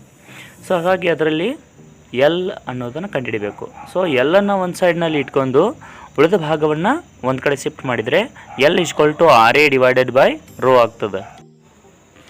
ಈಗ RA ಅಂದರೆ ನಮ್ಗೆ ಗೊತ್ತು ಏರಿಯಾದ ಸೂತ್ರ ಏನು? A = πd²/4 ಅನ್ನೋದನ್ನು ಮೊದಲೇ ನಾವು ರೂಢಿ ಮಾಡ್ಕೊಂಡು ಬಿಟ್ಟಿದ್ದೀವಿ ಈಗ, ರೈಟ್? ಸೊ ಅದನ್ನೇ ತಂದು ಇದರಲ್ಲಿ ತುಂಬ್ತಾ ಇದ್ದೀನಿ. RD²/4 / ρ, right? ರೋ ಜಾಗದಲ್ಲಿ ರೋದ ಬೆಲೆ 1.6 × 10⁻⁸ ಇದೆ. ಈಗ ಆ ತೆಳಗಡೆ ಇರುವಂಥ 4 ತೆಳಗಡೆ ಶಿಫ್ಟ್ ಆಗ್ತದೆ, ಮ್ಯಾಲೆ ಉಳಿತಿ R πd² / 1.6 × 10⁻⁸ ಇಂಟು 4 ತೆಳಗಡೆ ಶಿಫ್ಟ್ ಆಗಿಬಿಡ್ತದೆ. ಇನ್ನು ನಮಗಿರುವಂಥ ಎಲ್ಲ ದತ್ತಾಂಶಗಳನ್ನ ಸರಿಯಾಗಿ ತುಂಬ್ಕೊಂಡ್ಬಿಟ್ರೆ R ಬೆಲೆ ನಮ್ಗೆ ಗೊತ್ತು 10 ಓಮ್, ಇಂಟು π ಬೆಲೆ 3.14, ಇಂಟು D ಬೆಲೆ ಗೊತ್ತು ನನಗೆ 5 × 10⁻⁴ ಇದೆ. ಅದರ ಸ್ಕ್ವೇರ್ ಇದೆ ಅದು, ಹಾಗಾಗಿ ಇಷ್ಟಕ್ಕೂ ನಾನು ಬ್ರ್ಯಾಕೆಟ್ ಹಾಕಿ ಸ್ಕ್ವೇರ್ ಮಾಡ್ತಾಯಿದ್ದೀನಿ, ಡಿವೈಡೆಡ್ ಬೈ 1.6 ಇಂಟು 10⁻⁸ ಇಂಟು 4. ಆ ಬ್ರ್ಯಾಕೆಟ್ನಲ್ಲಿರೋದನ್ನು ಸರಿಯಾಗಿ ಓಪನ್ ಮಾಡಿದರೆ ಯಾವುದು ಹೆಂಗಿತ್ತು ಹಂಗೆ ಬರಿತಾ ಇದ್ದೀನಿ. 10 ಇಂಟು 3.14 ಇಂಟು 5 ಸ್ಕ್ವೇರ್ ಅಂದರೆ 25 ಇಂಟು 10⁻⁴ ಸ್ಕ್ವೇರ್ ಆದರೆ ಅದು 10⁻⁸ ಆಗ್ತದೆ. 1.6 ಇಂಟು 4 ಇಂಟು 10⁻⁸ 10⁻⁸ ಹೋಗ್ಬಿಡ್ತು. ಈಗ ಕೆಳಗಡೆ ಬರೋದಂದರೆ ಇಷ್ಟು ಅಂದರೆ 10 ಇಂಟು 3.14 ಅನ್ನು ಗುಣಿಸ್ಬಿಟ್ರೆ ದಟ್ ಇಸ್ 31.4 ಆಗ್ತದೆ. ಇಂಟು 25 ಮಾಡಿಬಿಟ್ರೆ 785 ಆಗ್ತದೆ. ತೆಳಗಿಂದು 6.4 ಆಗ್ತದೆ. ಇದನ್ನು ಗುಣಿಸ್ಬಿಟ್ರೆ 122.65 ಮೀಟರ್ ಆಗಿ ಅದು ಕನ್ವರ್ಟ್ ಆಗಿಬಿಡ್ತದೆ. ರೈಟ್. ಸೊ ಇಲ್ಲಿಗೆ ನಮಗೆ ಲೆಂತ್ ಸಿಕ್ತು. ಎಲ್ ಈಜ್ವಲ್ ಟು ಎಷ್ಟು 122.65 ಮೀಟರ್ ನಮಗೆ ಬಂದಿರುವಂಥ ಉತ್ತರ. ಆದರೆ ಇದಿಷ್ಟೇ ಪ್ರಶ್ನೆ ಅಲ್ಲ, ಇದರ ಜೊತೆಗೆ ಇನ್ನೊಂದು ಪ್ರಶ್ನೆ ಇತ್ತು. ತಂತಿಯ ವ್ಯಾಸವನ್ನು ದ್ವಿಗುಣಗೊಳಿಸಿದರೆ ಅದರ ರೋಧದಲ್ಲಿ ಏನು ಬದಲಾವಣೆ ಆಗ್ತದೆ ಅಂತ. ಸೊ ಬರೆದ್ಬಿಡೋಣ. ತಂತಿಯ ವ್ಯಾಸ ದ್ವಿಗುಣಗೊಳಿಸಿದಾಗ ರೋಧ ಎಷ್ಟಾಗ್ತದೆ? ಸೊ ರೋಧ ಈಜ್ವಲ್ ಟು ಕ್ವಶನ್ ಮಾರ್ಕ್. ಸೂತ್ರ ಏನು ಹಚ್ಚೋದು? ರೋಧ ಸೂತ್ರ same R equal to rho L divided by A. Right. So ನಮಗಿರುವಂಥ ಎಲ್ಲ ದತ್ತಾಂಶಗಳು ಗೊತ್ತಿದ್ದಾವೆ, ಅವುಗಳನ್ನ ಬರಿತಾ ಹೋಗ್ತಿದ್ದೀವಿ. 1.6 ಇಂಟು 10⁻⁸ ಇಂಟು ಎಲ್ ಆಲ್ರೆಡಿ ಕಂಡುಹಿಡಿದಿದ್ದೀವಿ 122.65 divided by A area that is πd² divided by 4. ದ್ವಿಗುಣಗೊಳಿಸಿದ್ದೀವಿ ಆಲ್ರೆಡಿ ನಾವು, ಅದರ ವ್ಯತ್ಯಾಸ ಬಂತು. ಅಂದರೆ ಡಿ ಈಜ್ವಲ್ ಟು 0.5 ಇದ್ದು ಹೋಗಿ 1 ಮಿಲಿಮೀಟರ್ ಆಗಿದೆ. 1 millimetre is nothing but 1 into 10⁻³ metre. ಅಂದರೆ ಸೊ ಇದನ್ನು ನಾನು ಈಗ ದತ್ತಾಂಶಗಳಲ್ಲಿ ತುಂಬಬೇಕು. ಸೊ ನನಗೆ ಗೊತ್ತಿರೋದು πd² ಬೈ 4. ಈ 4 ಮೇಲಕ್ಕಂತರೂ ಶಿಫ್ಟ್ ಆಗಿ ಹೋಗ್ತದೆ. ಇನ್ನು ಉಳಿದಿರೋದನ್ನು ತೊಗೊಂಡು ಬರೆದ್ರೆ 1.6 ಇಂಟು 10⁻⁸ ಇಂಟು 122.65 ಇಂಟು ತಳಗಡೆ ಇರುವಂಥ 4 ಮೇಲಕ್ಕೆ ಬಂದುಬಿಡ್ತದೆ. So into 4 divided by pi ಬೆಲೆ 3.14 ಇಂಟು d² ಅಂದರೆ 1 ಇಂಟು 10⁻³ ಈ ಬ್ರ್ಯಾಕೆಟ್ ಸ್ಕ್ವೇರ್. ಅಂದರೆ ಇದನ್ನಿಷ್ಟು ಸರಿ ಮಾಡಿ ಬರೆದ್ರೆ ನಾವು ಬರಿತೀವಿ, ಇದಿಷ್ಟು ಗುಣಾಕಾರ ಮಾಡಿ ನಮಗೆ ಟೋಟಲ್ ಆನ್ಸರನ್ನು ಡೈರೆಕ್ಟ್ ಬರೀಲಿಕ್ಕೆ ಪ್ರಯತ್ನ ಮಾಡ್ತಾಯಿದ್ದೀನಿ. ಬರೆದ್ರೆ 784 ನಮಗೆ 96 ಆಗಿ ಪರಿವರ್ತನೆ ಆಗ್ತದೆ. ಇಂಟು 10⁻⁸ ಆಗ್ತದೆ. ಕೆಳಗಡೆದು 3.14 ಇಂಟು 1 ಅಂದರೆ ಅದು ಅಷ್ಟೇ ಬರ್ತದೆ. ಇಂಟು 10⁻⁶ ಆಗ್ತದೆ. ಕೆಳಗಡೆ ಇರುವಂಥ 10⁻⁶, ಮೇಲ್ಗಡೆ ಇರುವಂಥ 10⁻⁸ ತೆಗೆದ್ರೆ ಬಿಟ್ಟರೆ ನಮಗೆ ಆನ್ಸರ್ ಬರ್ತದೆ -10⁻² ಮಾತ್ರ ಉಳಿತದೆ. ರೈಟ್. ಸೊ ಹಾಗಾಗಿ ಈ ಎರಡನ್ನು ನಾವು ಗುಣಿಸಿದರೆ ನಮ್ಮ ಟೋಟಲ್ ಆನ್ಸರ್ ಎಷ್ಟು ಬರ್ತದೆ ಅಂದರೆ ಇಷ್ಟು ಬರ್ತದೆ, 249.98 ಇಂಟು 10⁻² ಬರ್ತದೆ. ಸೊ 49.98 ಅದರ ಅರ್ಥ ಅದು 50 ಅಂತ ತೊಗೊಂಡ್ರೆ, ಸೊ ಆ -2 ಶಿಫ್ಟ್ ಮಾಡ್ಕೊಂಡ್ರೆ 2.50 ohm that is nothing but 2.5 ohm ಅಂತ ಬರಿಬೋದು. ಇಷ್ಟು ಇದರ ಉತ್ತರ ಬರ್ತದೆ. ಈಸಿಯಾಗಿ ನೀವು ಈ ಥರ ಕ್ಯಾಲ್ಕುಲೇಟ್ ಮಾಡ್ಬೋದು. ಎದೆಗುಂದದೆ ನೀವು ಯಾವುದೇ ಪ್ರಶ್ನೆಗಳಿಗೆ ಉತ್ತರ ಈಸಿಯಾಗಿ ಬರಿಬೋದು. ನಮ್ಮ ಮುಂದಿನ ಪ್ರಶ್ನೆಗೆ ಹೋಗ್ತಾ ಇದ್ದೀವಿ. 12 ವೋಲ್ಟ್ ಬ್ಯಾಟರಿಯನ್ನು ಒಂದು ರೋಧಕದ ಜೊತೆಗೆ ಸಂಪರ್ಕಿಸಿದಾಗ ಅದರಲ್ಲಿ ವಿದ್ಯುತ್ ಪ್ರವಾಹವು 2.5 ಮೈಕ್ರೋ ಅಂಪೈರ್ ಆಗಿರುತ್ತದೆ. ಆಗ ರೋಧಕದ ರೋಧವನ್ನು ಕಂಡುಹಿಡಿಯಿರಿ ಅಂತ ಹೇಳ್ತಿದ್ದಾರೆ. ಇಲ್ಲಿ ಕೊಟ್ಟಿರೋದು 2.5 ಮೈಕ್ರೋ ಅಂಪೈರ್. ಸೊ ತುಂಬ ಸಲ ನಾವು ಅವಸರದಲ್ಲಿ ಆ ಮೈಕ್ರೋ ಎಂಪೈರ್ ಅನ್ನೋದನ್ನು ನೋಡೋದೇ ಇಲ್ಲ, ಹಾಗೆ ಬರೆದ್ಬಿಡ್ತೀವಿ. ಮೊದಲು ದತ್ತಾಂಶಗಳನ್ನ ಬರ್ಕೊಂಡ್ಬಿಡೋನು. ಏನೇನು ಕೊಟ್ಟಿದ್ದಾರೆ ದತ್ತಾಂಶಗಳು? ರೈಟ್. ವೋಲ್ಟೇಜ್ ಕೊಟ್ಟಿದ್ದಾರೆ 12 ವೋಲ್ಟ್ ಇದೆ. ನಮಗೆ ಐ ಕೊಟ್ಟಿದ್ದಾರೆ. What is that? 2.5 micro ampere. This micro ampere ಇದೆ ಲೆಕ್ಕಕ್ಕೆ, ಅದು ಮೈಕ್ರೋ ಎಂಪೈರ್ ಉಪಯೋಗ ಆಗೋದಿಲ್ಲ. ಹಾಗಾಗಿ ನಾವು ಡೈರೆಕ್ಟ್ ಅಂಪೈರ್ ತೊಗೋಬೇಕು. ಮಿಲಿ ಅಂಪೈರ್ ಇದೆ. ಇಷ್ಟು ತನಕ ನಾನು ಮಿಲಿ ಅಂಪೈರ್ ಅನ್ನಬೇಕಾಗಿತ್ತು, ಮೈಕ್ರೋ ಅಂದ್ಬಿಟ್ಟೆ. So 2.5 into 10⁻³ ampere. ಸೊ ಇನ್ನು ಆರ್ ಕಂಡುಹಿಡಿಬೇಕು. ತುಂಬ ಈಸಿ ಆದಂಥ ಪ್ರಶ್ನೆ. ಆರ್ ನಮ್ಗೆ ಗೊತ್ತಿರೋದು ಫಾರ್ಮುಲಾ ತುಂಬ easy. V = IR. R = V/I. I ಆಗಿಬಿಡ್ತದೆ. So V by I. So ದತ್ತಾಂಶಗಳು ಗೊತ್ತಲ್ಲ? ಎಸ್ ಗೊತ್ತು. ಎಷ್ಟು? 12 ವೋಲ್ಟ್ ಇದೆ. ಐ ಈಜ್ಕೊಲ್ ಟು ಎಷ್ಟು? 2.5 ಇಂಟು 10⁻³ ಇದೆ. ಸೊ ನನಗೆ ಈ 10⁻³ ಮೇಲೆ ಹೋದರೆ ಪ್ಲಸ್ ಆಗ್ತದೆ. 2.5 ಅಂತಂದರೆ ನಥಿಂಗ್ ಬಟ್ ದ 25/10 ಅಂದಂಗೆ. ಆ 10 ಮೇಲ್ಗಡೆ ಶಿಫ್ಟ್ ಆದರೆ 12 ಇದ್ದಿದ್ದನ್ನು ಡೈರೆಕ್ಟಾಗಿ 120 ಮಾಡ್ತಿದ್ದೀನಿ, ಡಿವೈಡೆಡ್ ಬೈ 25 ಅಂತ ಬರಿತಿದ್ದೀನಿ, ಇಂಟು 10⁻3. ಸೊ 25ಅನ್ನು 120ಗೆ ನಾವು ಕಡ್ತಾ ಹೊಡೆದ್ರೆ ನಮ್ಮ ಆನ್ಸರ್ ಬರ್ತೈತಿ 4.8 ಇಂಟು 10⁻3 ಓಮ್.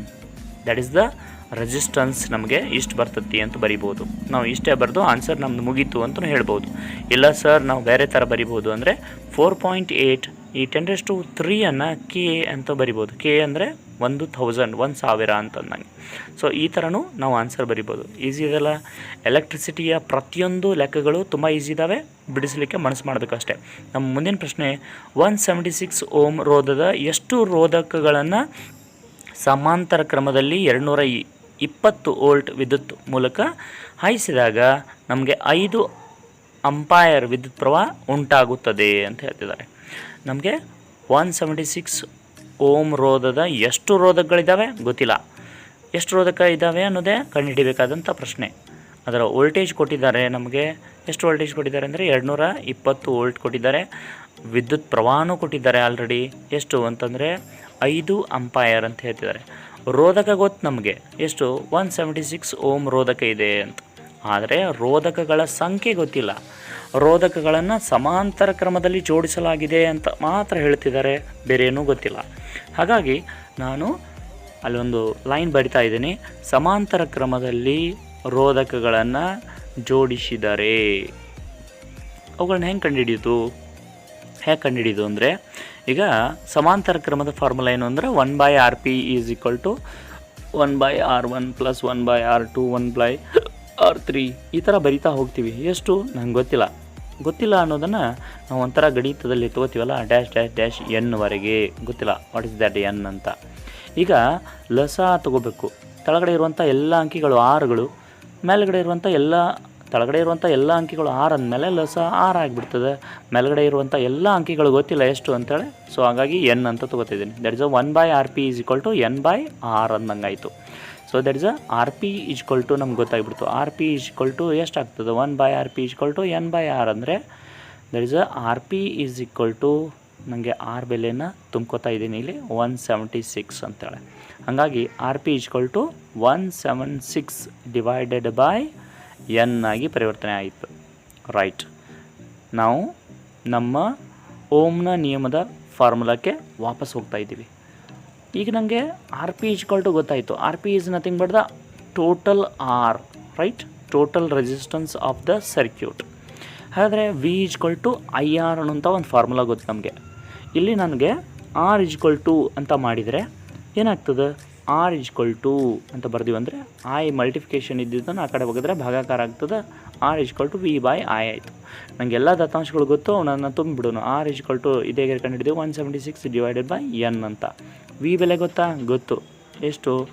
220 ವೋಲ್ಟ್. ನಾನು ದತ್ತಾಂಶದಲ್ಲಿ ಬರೀಲಿಲ್ಲ. ಸೊ ದತ್ತಾಂಶಗಳು ತುಂಬ ಇಂಪಾರ್ಟೆಂಟ್. ದತ್ತಾಂಶಗಳಲ್ಲಿ ಬರಿಬೇಕು. ಮೊದಲು ಏನೇನು ಕೊಟ್ಟಿದ್ದಾರೆ ಎಲ್ಲವನ್ನು ಬರೆದುಬಿಡೋಣ.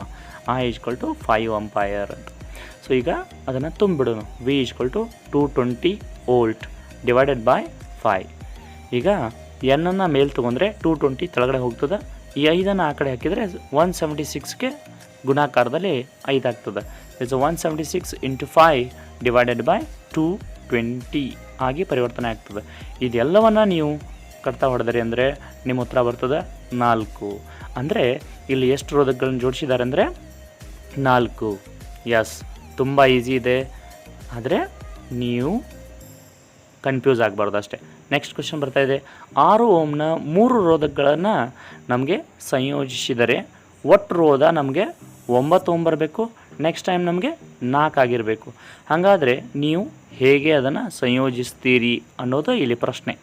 ಇದು ತುಂಬ ಒಂಥರ ಟ್ವಿಸ್ಟೆಡ್ ಪ್ರಶ್ನೆ. ಇಂಥ ಪ್ರಶ್ನೆಗಳು ಬಂದಾಗ ನಾವು ವಿಚಾರ ಮಾಡಬೇಕಾದಂಥ ಶಕ್ತಿ ಅಥವಾ ವಿಚಾರ ಮಾಡಬೇಕಾದಂಥ ಹೆಚ್ಚು ಸಮಯ ಬೇಕಾಗ್ತದೆ. ಯಾವ್ಯಾವ ರೀತಿ ಅದನ್ನು ಜೋಡಿಸ್ಬೋದು ಅಂತ ನಮ್ಗೆ ಹೇಳ್ತಿದ್ದಾರೆ. 6 ಓಮ್ನ 3 ರೋಧಕಗಳಿದ್ದಾವೆ. ಅವುಗಳನ್ನು ನೀವು ಸರಣಿಯಲ್ಲಿ ಜೋಡಿಸ್ತಿರೋ ಸಮಾಂತರದಲ್ಲಿ ಜೋಡಿಸ್ತಿರೋ ನಮ್ಗೆ ಗೊತ್ತಿಲ್ಲ. ನಮಗೆ ಟೋಟಲ್ ಎಷ್ಟು ಬರಬೇಕು ರೋಧ ಅಂತಂದರೆ 9 ಓಮ್ ಬರಬೇಕು. ಆ್ಯಂಡ್ ಇನ್ನೊಂದು ಕೇಸಿನಲ್ಲಿ ಬೇರೆ ಥರ ಜೋಡಿಸಿದರೆ ನಮಗೆ ಅದು 4 ಓಮ್ ಆಗಿ ಪರಿವರ್ತನೆ ಆಗಬೇಕು ಅನ್ನೋದಷ್ಟೇ ಅವರ ಪ್ರಶ್ನೆ. ಹಾಗಾದರೆ ಸಂಯೋಜನೆ ಹೇಗೆ ಮಾಡ್ಬೋದು ಅಂದರೆ ತುಂಬ ಸುಲಭ. ನೀವು ಯಾವುದೇ ರೋಧಕಗಳನ್ನು ಸರಣಿಯಲ್ಲಿ ಜೋಡಿಸಿದ್ರಿ ಅಂದರೆ ಅದು ಸರಣಿಯಲ್ಲಿ ಈಗ for example R1 + R2 + R3 ಅಂದರೆ 6 6 6 ಅಂದರೆ 18 ಓಮ್ ಆಗಿಬಿಡ್ತದೆ. ನಮಗೆ ಬೇಕಾಗಿದ್ದು ಅಷ್ಟೆಲ್ಲ ಬೇಡಾಗಿತ್ತು. ಅದೇ ನೀವೇನಾದರೂ ಸಮಾಂತರದಲ್ಲಿ ಜೋಡಿಸಿದ್ರಿ 1/R1 1/R1 ಅಂತ ಜೋಡಿಸ್ತಾ ಹೋದ್ರಿ ಅಂದರೆ ನಮಗೆ ಲಸ ತೆಗೆದುಬಿಟ್ರೆ 6 ಬರ್ತದೆ. ಮ್ಯಾಲಿಂದ 3 ಕೂಡಿಸಿಬಿಟ್ರೆ ದಟ್ ಇಸ್ 6/3 ಅಂದರೆ 2 ಓಮ್ ಬರ್ತದೆ. ಸೊ ನಾನಿಲ್ಲಿ ಬಾಯಿ ಲೆಕ್ಕದ ರೂಪದಲ್ಲಿ 2 ತನ ಮಾಡಿಬಿಡ್ದೆ. ಸಮಾಂತರ ಜೋಡಿಸಿದರೆ ತುಂಬ ಕಡಿಮೆ ಬರ್ತಾಯಿದೆ, ಸರಣಿಯಲ್ಲಿ ಜೋಡಿಸಿದರೆ ತುಂಬ ಜಾಸ್ತಿ ಬರ್ತಾಯಿದೆ. ಅದರರ್ಥ ಇಷ್ಟೇ, ನೀವು ನನಗೆ 9 ಓಮ್ ಬರಬೇಕು ಅಂತಂದರೆ ಮೊದಲು ಸರಣಿಯಲ್ಲಿ ಜೋಡಿಸಿ ನಂತರ ಅದರೊಂದು ಸಮಾಂತರದಲ್ಲಿ ಕೊಡಬೇಕು, ಅಥವಾ ಸಮಾಂತರದಲ್ಲಿ 2 ಜೋಡಿಸಿ 1 ಸರಣಿಯಲ್ಲಿ ಕೊಡಬೇಕು. ಹೀಗೆ R1 R2 ಸಮಾಂತರ ಇದ್ದಾವೆ, R3 ಇಲ್ಲಿ ಸರಣಿಯಲ್ಲಿ ಕೊಟ್ಟಿದ್ದೀವಿ. ಹೀಗೆ ಕೊಟ್ಟು ನೋಡೋಣ ಟೋಟಲ್ ನಮ್ಮ ಲೆಕ್ಕ ಮಾಡಿದರೆ ಎಷ್ಟು ಬರ್ತದೆ ಉತ್ತರ ಅಂತೇಳಿ. ಓಕೆ, ಸೊ ಇಲ್ಲಿ ನಾನು ಫಸ್ಟ್ ಮಾಡಬೇಕಾಗಿದ್ದು R1 R2 ಸಮಾಂತರ ಇದ್ದಾವೆ, ಅವೆರಡನ್ನೂ ಸೇರಿಸಿ ನಾನು RP ಅಂತ ಬರಿತಾ ಇದ್ದೀನಿ. That is a parallel. But R3 is in a series. ಅದನ್ನು ಒಂದೇ ಅಂತ ಕನ್ಸಿಡರ್ ಮಾಡಿದರೆ ಈ RP ಮತ್ತು R3 ಎರಡೂ ಸರಣಿಯಲ್ಲಿದ್ದಾವೆ. ಹಾಗಾಗಿ RS = RP + R3 ಅಂತ ಬರಿತಿದ್ದೀನಿ. Total resistance of the circuit ಅಂತೇಳಿ. ಈಗ RP ನಂಗೆ ಗೊತ್ತಿಲ್ಲ, ಸೊ RP ಕಂಡುಹಿಡಿಬೇಕು. RP ಹೆಂಗೆ ಕಂಡುಹಿಡಿದು 1/RP = 1/R1 + 1/R2 ಇದನ್ನು ಬರೆದು ಅದರ ದತ್ತಾಂಶಗಳನ್ನ ಅದರಲ್ಲಿ ತುಂಬಿಡೋಣ. ಎಷ್ಟು 1/6 + 1/6 ಲಸ ಎಷ್ಟು ಬಂತು 6, ಮ್ಯಾಲಿಂದ ಎಷ್ಟು 2, 6/2 ಅಂದರೆ ನಮ್ಮ ಆನ್ಸರ್ ಬಂದುಬಿಡ್ತದೆ. ಎಷ್ಟು ಡೈರೆಕ್ಟಾಗಿ ಹೇಳ್ತಿದ್ದೀನಿ, ಬಟ್ ನಿಮಗೆ ಈಸಿ ಆಗಲಿ ಅಂತ ಸಾವಕಾಶವಾಗಿ ನಿಧಾನವಾಗಿ 6/2 ದಟ್ ಇಸ್ 6/2 ಆಗ್ತದೆ. RP = 6/2 ಅಂದರೆ 3 ಓಮ್ ಆಗಿ ಪರಿವರ್ತನೆ ಆಯಿತು. ಇನ್ನು ನಮ್ಮ ಮೇಲಿನ ಫಾರ್ಮುಲಾಕ್ಕೆ ವಾಪಸ್ ಹೋಗ್ತಾ ಇದ್ದೀನಿ. RS = ನನಗೆ RP ಈಗ ಆಲ್ರೆಡಿ ಗೊತ್ತಾಗಿದೆ. ಹಾಗಾಗಿ RP ಜಾಗದಲ್ಲಿ ಕೆಳಗಡೆ ಕಂಡುಹಿಡಿದಂಥ ಅಂಕಿಅಂಶಗಳನ್ನ ತುಂಬಿಡ್ದು R3 ಅಂತೂ ನಮ್ಗೆ ಗೊತ್ತಿದೆ 6 ಓಮ್ ಅಂತ. ಸೊ ಆ ದತ್ತಾಂಶಗಳನ್ನ ತುಂಬಿದರೆ 6 + 3 = 9 ಓಮ್. ನಮ್ಮ 1ನೇ ಕ್ರೈಟೀರಿಯಾ ಇಲ್ಲಿಗೆ ಕಂಪ್ಲೀಟ್ ಆಯಿತು. ಇನ್ನು 2ನೇ ಕ್ರೈಟೀರಿಯಾ ಹೇಳಾಗ್ತಿದ್ರಲ್ಲ 4 ಓಮ್ ಆಗಬೇಕು ಅಂತ. 4 ಓಮ್ ಅಂದರೆ ಕಡಿಮೆ ಆಗಬೇಕು ರೆಸಿಸ್ಟೆನ್ಸ್ ಕಡಿಮೆ ಯಾವಾಗ ಆಗ್ತದೆ ಅಂದರೆ ಯಾವಾಗಲೂ ಸಮಾಂತರವಾಗಿ ಜೋಡಿಸಿದ್ರೇ ಕಡಿಮೆ ಆಗ್ತದೆ. ಅಂದರೆ ಈಗ ಎಕ್ಸಾಂಪಲ್ ಟ್ರಯಲ್ ಆಗಿ ತೊಗೊಳ್ಳೋಣ. 2 ರೋಧಕಗಳನ್ನು ಮತ್ತು 1 ರೋಧಕವನ್ನು ಸಮಾಂತರವಾಗಿ ಒಂದಕ್ಕೊಂದು ಈ ಥರ ಜೋಡಿಸಿದ್ದೀವಿ. ನೋಡೋಣ ಈ ಥರ ಜೋಡಿಸಿದ್ರೆ ಹೆಂಗಾಗಿರ್ತದೆ ಅಂತೇಳಿ. R1 R2 ತೆಳಗಡೆದು R3 ಅಂತ ಮಾಡೋಣ. ಇಲ್ಲಿ R1 R2 ಎರಡೂ ಸರಣಿಯಲ್ಲಿದ್ದಾವೆ. ದಟ್ ಇಸ್ RS ಅಂತ ಬರಿತಾ ಇದ್ದೀನಿ. RS ಮತ್ತು R3 ಈಗ ಸಮಾಂತರವಾಗಿದ್ದಾವೆ. ಹಾಗಾಗಿ ಟೋಟಲ್ ರೆಸಿಸ್ಟೆನ್ಸ್ ಹೆಂಗೆ ಕಂಡಿರುತ್ತೆ 1/RP = 1/RS + 1/R3 ಈ ಲೆಕ್ಕ ಮಾಡಬೇಕು ನಾವು. RS ಗೊತ್ತಿಲ್ಲ. ಸೊ ಮೊದಲು RSನ್ನು ಕಂಡುಹಿಡಿದು ಬಿಡೋಣ. ಏನು RS ಅಂದರೆ RS = R1 + R2 ಅಂದರೆ ತುಂಬ ಈಸಿ ಅಲ್ಲ. 6 + 6 ಕೂಡಿಸಿದ್ರೆ ಎಷ್ಟಾಯಿತು 12, ರೈಟ್? 12 ಓಮ್ ಆಯಿತು. ಇನ್ನು ನನ್ನ ಮೇಲಿನ ಫಾರ್ಮುಲಾಕ್ಕೆ ವಾಪಸ್ ಬರ್ತಾ ಇದ್ದೀನಿ. ಅದರಲ್ಲಿ ತುಂಬಿಡೋಣ. 1/RP = ಏನು 1/12 + 1/6. ಹಾಗಾದರೆ ಲಸ ಎಷ್ಟು ಬರ್ತದೆ 12, ರೈಟ್? ಸೊ 6 2 12, 12 1 12 ಅಂದರೆ 2 + 1 ದಟ್ ಇಸ್ 3, 3/12 ಆಯಿತು. RP = 12/3 ಅಂದರೆ ನಮ್ಮ ಆನ್ಸರ್ ಎಷ್ಟು ಬರಬೇಕಾಗಿತ್ತು 4 ಓಮ್ ಬಂತಾ? ರೈಟ್. ಸೊ ಈಸಿ ಇದೆಯಲ್ಲ? ಎಸ್. ನೀವು ಪ್ರಯತ್ನ ಪಟ್ಟರೆ ಎಂಥ ಲೆಕ್ಕನೂ ಸಹ ತುಂಬ ಈಸಿಯಾಗಿ ಬಿಡಿಸ್ಬೋದು ಅನ್ನೋದಕ್ಕೆ ಇವೆಲ್ಲ ಉದಾಹರಣೆಗಳು ಅಂತ ಹೇಳ್ಬೋದು. ನಮ್ಮ ಮುಂದಿನ ಲೆಕ್ಕ ಬರ್ತಾ ಇದೆ. 220 ವೋಲ್ಟ್ ವಿದ್ಯುತ್ ಸರಬರಾಜು ಮಾರ್ಗದಲ್ಲಿ ಬಳಸಿದ ಹಲವು ಎಲೆಕ್ಟ್ರಿಕಲ್ ಬಲ್ಬ್ಗಳು 10 ವ್ಯಾಟ್ ಸಾಮರ್ಥ್ಯವನ್ನು ಹೊಂದಿರುವಂತೆ ವಿನ್ಯಾಸಗೊಳಿಸಲಾಗಿದೆ. ಮಂಡಲದ ವಿದ್ಯುತ್ ಪ್ರವಾಹ 5 ಆಂಪಿಯರ್ ಇದ್ದಾಗ ಮಂಡಲದಲ್ಲಿ ಸಮಾಂತರವಾಗಿ ಎಷ್ಟು ಬಲ್ಬ್ಗಳನ್ನು ಜೋಡಿಸಲಾಗಿದೆ? The number of bulb is question mark. ಇಲ್ಲಿ ನಮ್ಗೆ ಕೇಳಿರೋದು ನಂಬರ್ ಆಫ್ ಬಲ್ಬ್. ನಮಗೆ ವೋಲ್ಟೇಜ್ ಕೊಡ್ತಿದ್ದಾರೆ, ಒಟ್ಟು ಬಲ್ಬ್ಗಳ ಸಾಮರ್ಥ್ಯ ಎಷ್ಟಾಗಿದೆ ಅಂತ ಕೊಡ್ತಾ ಇದ್ದಾರೆ, ಮತ್ತು ಅದರ ವಿದ್ಯುತ್ ಪ್ರವಾಹನೂ ಕೊಡ್ತಾ ಇದ್ದಾರೆ 5 ಆಂಪಿಯರ್ ಅಂತ. ಅವೆಲ್ಲವನ್ನು ನಮಗೆ ಸಮಾಂತರವಾಗಿ ಜೋಡಿಸಿದ್ದೀವಿ, ಆದರೆ ಬಲ್ಬ್ಗಳ ಸಂಖ್ಯೆ ಗೊತ್ತಿಲ್ಲ ಅಂತ ಹೇಳ್ತಿದ್ದಾರೆ. There is a P = 10 watt ಅಂತ ಹೇಳ್ತಿದ್ವಿ, I = 5 ಆಂಪಿಯರ್ ಅಂತ ಹೇಳ್ತಿದ್ವಿ. Number of bulbs we don't know. N = question mark, V = 220 volt. Right. ಸೂತ್ರ ನಮ್ಗೆ ಗೊತ್ತಿಲ್ಲ.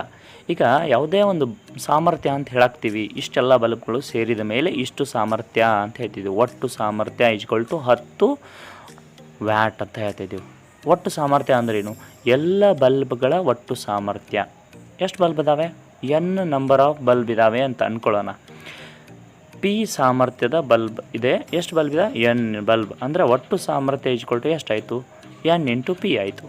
ಅಂದರೆ N × Pನೇ ಈಗ ನಮ್ಮ ಕಡೆ ಇರುವಂಥ ಆನ್ಸರ್ 10 ವ್ಯಾಟ್ ಅಂತ. ಹಾಗಾಗಿ P = ನಾವು P ಬರೆಯೋ ಬದಲಿ NP ಅಂತ ಬರಿಬೋದಲ್ಲ? ಎಸ್, ಬರಿಬೋದು. ಹಾಗಾಗಿ ನನಗೆ ಗೊತ್ತಿರೋ ಫಾರ್ಮುಲಾ ವಾಪಸ್ಗೂ P = VI. So P = VI. P ಜಾಗದಲ್ಲಿ ನಾನು ಏನು ಮಾಡ್ತಾಯಿದ್ದೀನಿ? NP ಅಂತ ಬರಿತಾಯಿದ್ದೀನಿ. ಯಾಕಂದರೆ ಟೋಟಲ್ ಅದರ್ ಪವರ್ ಅಂತ ಹೇಳ್ತಿದ್ದೀವಿ, ಒಟ್ಟು ಸಾಮರ್ಥ್ಯ. ರೈಟ್. V ಮತ್ತು I ಅಂದರೆ ನಮ್ಗೆ ಗೊತ್ತು. ಇಲ್ಲಿರುವಂಥ Pಯನ್ನು ಎತ್ತಿ ಆ ಕಡೆ ಹಾಕಿದರೆ ಗುಣಾಕಾರ ಇದ್ದಿದ್ದು ಆ ಕಡೆ ಹೋದರೆ ಭಾಗಾಕಾರ ಆಗ್ತದೆ. V × I / P. That is V is 220 × 5 ampere / 10. ಆ 0 ಹೋದರೆ 22, ಇಲ್ಲೇ 110. ಅಂದರೆ ಇಲ್ಲಿ ಎಷ್ಟು ಬಲ್ಬ್ಗಳನ್ನು ಬಳಸಿದ್ದಾರೆ ಅಂದರೆ 110. ಕ್ವಶನ್ ನೋಡಲಿಕ್ಕೆ ಸಿಕ್ಕಾಪಟ್ಟಿ ಸ್ಟ್ರಾಂಗ್ ಇದೆ ಅಂತ ಅನಿಸ್ತಾ ಇದೆ, ಬಟ್ ಆನ್ಸರ್ ನೋಡಿರಿ ತುಂಬ ಸುಲಭವಾಗಿದೆ ಅಲ್ಲ? ರೈಟ್. ನಮ್ಮ ಕೊನೆಯ ಪ್ರಶ್ನೆಗೆ ಬರ್ತಾ ಇದ್ದೀವಿ. ಇನ್ನೂ 2 ಪ್ರಶ್ನೆ ಇದ್ದಾವೆ. ನಮ್ಮ 35ನೇ ಪ್ರಶ್ನೆ. ಒಂದು ವಿದ್ಯುತ್ ಓವನ್ ಬಿಸಿ ತಟ್ಟೆಯನ್ನು 220 ವೋಲ್ಟ್ ವಿದ್ಯುತ್ ತಂತಿಗೆ ಜೋಡಿಸಿದರೆ ಅದು AB ಎಂಬ 2 ಸುರುಳಿಗಳ ರೋಧವನ್ನು ಹೊಂದಿದ್ದು ಪ್ರತಿ ಸುರುಳಿಯ ರೋಧ 24 ಓಮ್ ಆಗಿರ್ತತಿ. ಅವುಗಳನ್ನು ಪ್ರತ್ಯೇಕವಾಗಿ ಜೋಡಿಸಿದಾಗ ಎಷ್ಟು ರೋಧ ಬರ್ತತಿ? ಸರಣಿ ಕ್ರಮದಲ್ಲಿ ಜೋಡಿಸಿದಾಗ ಎಷ್ಟು ರೋಧ ಬರ್ತತಿ? ಮತ್ತು ಸಮಾಂತರ ಕ್ರಮದಲ್ಲಿ ಜೋಡಿಸಿದಾಗ ಎಷ್ಟು ವಿದ್ಯುತ್ ಪ್ರವಾಹ ಉತ್ಪತ್ತಿ ಆಗ್ತದೆ? ಮೂರು ಲೆಕ್ಕಗಳಲ್ಲೂ ನಮ್ಮ ಕಂಡುಹಿಡಿಯಬೇಕಾಗಿದ್ದೇನೆಂದ್ರೆ ವಿದ್ಯುತ್ ಪ್ರವಾಹ ಎಷ್ಟೆಷ್ಟು ಬರ್ತಾ ಇದೆ ಅಂತ. ಅದನ್ನು ಪ್ರತ್ಯೇಕವಾಗಿ ಜೋಡಿಸಿದಾಗ ವಿದ್ಯುತ್ ಪ್ರವಾಹ ಎಷ್ಟಿತ್ತು, ಸರಣಿಯಲ್ಲಿ ಜೋಡಿಸಿದರೆ ವಿದ್ಯುತ್ ಪ್ರವಾಹ ಎಷ್ಟಿತ್ತು, ಸಮಾಂತರದಲ್ಲಿ ಜೋಡಿಸಿದರೆ ವಿದ್ಯುತ್ ಪ್ರವಾಹ ಎಷ್ಟಿತ್ತು ಅನ್ನೋದನ್ನು ಕಂಡುಹಿಡಿಬೇಕು ನಾವು ಅಂತ. ಸರಿ, ನಮ್ಮ ದತ್ತಾಂಶಗಳನ್ನ ಬರ್ಕೊಂಡಿದ್ದೀವಿ. V = 220 ವೋಲ್ಟ್ ಅಂತ, I = ಕ್ವಶನ್ ಮಾರ್ಕ್. ನನಗೆ ಫಸ್ಟ್ ಕ್ರೈಟೀರಿಯಾಗೆ ಹೋಗ್ತಾ ಇದ್ದೀನಿ. ಮೊದಲನೇದು ಏನಂತಾರೆ? ಸರಣಿಯಲ್ಲಿ ಜೋಡಿಸ್ಬೇಕು, ಪ್ರತ್ಯೇಕವಾಗಿ ಜೋಡಿಸ್ಬೇಕು. ಇಲ್ಲಿ R1 R2 ಎರಡನ್ನೂ ಸರಿಯಾಗಿ ನಮ್ಗೆ ಹೇಳ್ತಿದ್ದಾರೆ 24 ಓಮ್ ರೋಧವನ್ನು ಹೊಂದಿವೆ ಅಂತೇಳಿ. ಹಾಗಾಗಿ ನಮ್ಮ ಫಾರ್ಮುಲಾ V = IR ಅಂತ ಹೇಳ್ತಿದ್ದೀನಿ. ಅಂದರೆ ನಾನು ಕಂಡುಹಿಡಿಬೇಕಾಗಿದ್ದು I = V/R. Right. So simple one. Right. ಈಗ ಪ್ರತ್ಯೇಕವಾಗಿ ಜೋಡಿಸ್ತೀರಿ ಅಂದರೆ ಒಂದೊಂದೇ ಜೋಡಿಸ್ತೀವಿ ಅಂತಂದರೆ ರೋಧ ಎಷ್ಟಿರ್ತದೆ?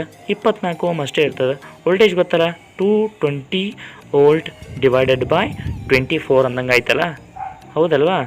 ರೈಟ್. ಸೊ ಅಲ್ಲಿ ನಾನು ಬರಿತಿದ್ದೀನಿ, ಒಂದನೇ ಕೇಸ್ ಬರೀಲಿಲ್ಲಾಗಿತ್ತು. ಪ್ರತ್ಯೇಕವಾಗಿ ಪ್ರತ್ಯೇಕವಾಗಿದ್ದಾಗ ಏನೇನಾಗ್ತದೆ? V = 220 ವೋಲ್ಟ್ / R ಅಂದರೆ ಒಂದೇ ಒಂದು ಬರಿತೀವಿ 24. ಇದನ್ನು ಗುಣಿಸಿದರೆ ಭಾಗಿಸಿದರೆ ನಮ್ಮ ಆನ್ಸರ್ ಬರ್ತದೆ 9.16 ಆಂಪಿಯರ್. ಸೊ ಎರಡನೇ ಕ್ರಮಕ್ಕೆ ಹೋಗ್ತಾ ಇದ್ದೀನಿ. ಸರಣಿ ಕ್ರಮದಲ್ಲಿ ಜೋಡಿಸಿದಾಗ ಅಂದರು. ಸರಣಿ ಕ್ರಮ ಅಂದ್ರೇನು? RS, ದಟ್ ಇಸ್ ಅ ಸರಣಿ ಕ್ರಮ. RS = R1 + R2 ಅಂತ ಹೇಳ್ತೀವಿ. ಸರಣಿ ಕ್ರಮದಲ್ಲಿ ಜೋಡಿಸ್ಬೇಕು. ಟೋಟಲ್ ಎಷ್ಟಾಯಿತು? 24 + 24 ಕೂಡಿಸಿದ್ರೆ ನಮಗೆ ಟೋಟಲ್ 48 ಆಗ್ತದಲ್ಲ? ರೈಟ್. ತುಂಬ ಸುಲಭ ಇರ್ತದೆ. ನೀವು ಪ್ರಯತ್ನ ಮಾಡಬೇಕು. ಪ್ರಯತ್ನ ಮಾಡಿದರೆ ಯಾವುದೇ ಲೆಕ್ಕ ಬಂದರೂ ನಾವು ಅತಿ ಹೆಚ್ಚು ಅಂಕಗಳನ್ನ ತೆಗಿಬೋದು, ಹೌದಲ್ವಾ? Yes. Practice makes man perfect. ಒಂದಕ್ಕಿಂತ ಹೆಚ್ಚು ಲೆಕ್ಕಗಳನ್ನು ನೀವು ಎಷ್ಟು ಬಿಡಿಸ್ತಾ ಹೋಗ್ತೀರಿ, ಈಸಿಯಾಗಿ ನಿಮಗೆ ಉತ್ತರ ಸಿಗ್ತಾ ಹೋಗ್ತದೆ. I = V/R, V = 220, R = 48 ಅಂತ ಇದೇ ಕಡೆ ಲೆಕ್ಕ ಮಾಡಿದ್ವಿ. ಅವೆರಡನ್ನೂ ಒಂದಕ್ಕೊಂದು ಗುಣಿಸಿದರೆ ನಮಗೆ ಆನ್ಸರ್ ಬರ್ತದೆ 4.58. ನಾನು ಬರೆಯುವಾಗ ಒಂದು ಸ್ವಲ್ಪ ತಪ್ಪಿದೆ, ಹಾಗಾಗಿ ಮತ್ತೊಂದು ಸಲ ಬರೀತೀನಿ. ಈ ಕಡೆ ನಿಮಗೆ ಅರ್ಥ ಆಗದಿದ್ದರೆ ನಾನು ಮತ್ತೊಂದು ಸಲ ಬರಿತಿದ್ದೀನಿ. 4.58. What is that? Ampere current, right? So ಇದು ಎರಡನೇ ಕೇಸ್ನಲ್ಲಿ ನಮಗೆ ಸಿಕ್ಕಿರುವಂಥ ವಿದ್ಯುತ್ ಪ್ರವಾಹ ಎಷ್ಟು ಅಂತೇಳಿ. ಇನ್ನು ಮೂರನೇ ಕೇಸ್ ಇತ್ತು, ಯಾವುದು? ಸಮಾಂತರ ಕ್ರಮದಲ್ಲಿ ಜೋಡಿಸಿದಾಗ ಅಂತ. ಸಮಾಂತರ ಕ್ರಮದಲ್ಲಿ ಜೋಡಿಸಿದಾಗ ಅಂದರೆ ನಮ್ಮ ಫಾರ್ಮುಲಾ ಏನು? 1/Rp is equal to 1/R1 plus 1/R2. The formulas are very important. ಯಾವುದೇ ಲೆಕ್ಕಗಳನ್ನು ಬರೆಯುವಾಗ ಅದಕ್ಕೆ ಬರುವಂಥ ಸೂತ್ರಗಳು ನಮಗೆ ಗೊತ್ತಿರಬೇಕು, ರೈಟ್? 1/R1 ಅಂದರೆ 24 ಪ್ಲಸ್ 24 ಬರ್ದೀನಿ. 24ನೇ ಇಲ್ಲಿ ಲಸ ಮೇಲ್ಗಡೆ ಇದ್ದಿದ್ದು 1 ತೊಗೊಂಡ್ರೆ 2 ಆಯಿತು. That is 2/24. Rp is equal to 24/2. That is 12 ohm, 12 ohm ಆಗಿ ಪರಿವರ್ತನೆ ಆಯಿತು. ಇನ್ನು ನನಗೆ ವಿದ್ಯುತ್ ಪ್ರವಾಹ ಕಂಡುಹಿಡಿಬೇಕು. V is equal to IR. That is I is equal to V/R. V ಅಂದರೆ ಗೊತ್ತು ನನಗೆ ಎಷ್ಟು? 220 ವೋಲ್ಟ್ ಡಿವೈಡ್ ಬೈ R ಅಂದರೆ 12. ಓಕೆ, ಇವೆರಡನ್ನು ಕಡ್ತಾ ಹೊಡೆದ್ರೆ ನನಗೆ 18.33 ಆಂಪಿಯರ್ ಆಗಿ ಸಿಗ್ತಾಯಿದೆ. ಸೊ ಇಷ್ಟು ನಾವು ಮೂರನ್ನು ಮಾಡಿದರೆ ಇದು 3 ಮಾರ್ಕ್ಸಿನ ಲೆಕ್ಕ ಇರೋದರಿಂದ 3 ಮಾರ್ಕ್ಸ್ ಖಂಡಿತವಾಗಿ ನಮಗೆ ಸಿಗ್ತವೆ ಅಂತ ಹೇಳ್ತೀವಿ. ಇನ್ನು ನಮಗೆ 38ನೇ ಪ್ರಶ್ನೆ ಬರ್ತಾಯಿದೆ. 250 ವ್ಯಾಟ್ ಟಿ ವಿಯನ್ನು 1 ಗಂಟೆ ಅಥವಾ 1200 ವ್ಯಾಟ್ ಟೋಸ್ಟರನ್ನು 10 ನಿಮಿಷಗಳವರೆಗೆ ಬಳಸಿದ್ದಾರೆ. ಯಾವುದು ಅತಿ ಹೆಚ್ಚು ಶಕ್ತಿಯನ್ನು ಬಳಕೆ ಮಾಡುತ್ತಿದೆ? ಇವೆರಡರಲ್ಲಿ ಯಾವುದು ಹೆಚ್ಚು ಶಕ್ತಿಯನ್ನು ಬಳಕೆ ಮಾಡುತ್ತಿದೆ ಅಂತ. ಶಕ್ತಿ ಯಾವುದು ಹೆಚ್ಚು ಮಾಡಲಿಕ್ಕೆ ಬಳಕೆ ಮಾಡುತ್ತಿದೆ ಅಂತಂದರೆ ನಮ್ಮ ಫಾರ್ಮುಲಾ ಗೊತ್ತಲ್ಲ, ಯಾವುದು? W is equal to PT, work done into power into time. ಮೊದಲು ದತ್ತಾಂಶಗಳನ್ನು ಬರ್ಕೊಂಡು ಬಿಡೋಣ. P, what is the potential of power of T V? That is 250 watt. ಎಷ್ಟು ಬಳಸಿದ್ದಾರೆ? Time 1 hour. ಇನ್ನೊಂದು ಹೇಳ್ತಿದ್ದಾರೆ ಟೋಸ್ಟರ್, ದಟ್ ಇಸ್ PTO ಅಂತ ಬರೀತಿದ್ದೇನೆ ಟೋಸ್ಟರ್ಗೆ. ಅದರ ಸಾಮರ್ಥ್ಯ 1200 ವ್ಯಾಟ್ ಆಗಿತ್ತು. ಟೈಮ್ ಎಷ್ಟು? ಅದು ಬಳಸ್ಕೋತದೆ 10 ನಿಮಿಷಗಳು ಅಂತ. ಯಾವಾಗಲೂ ನಿಮಿಷ ಅಂತ ಬರೆದ್ರೆ ನಮ್ಗೆ ಲೆಕ್ಕ ಮಾಡ್ಲಿಕ್ಕೆ ಬರಲ್ಲ.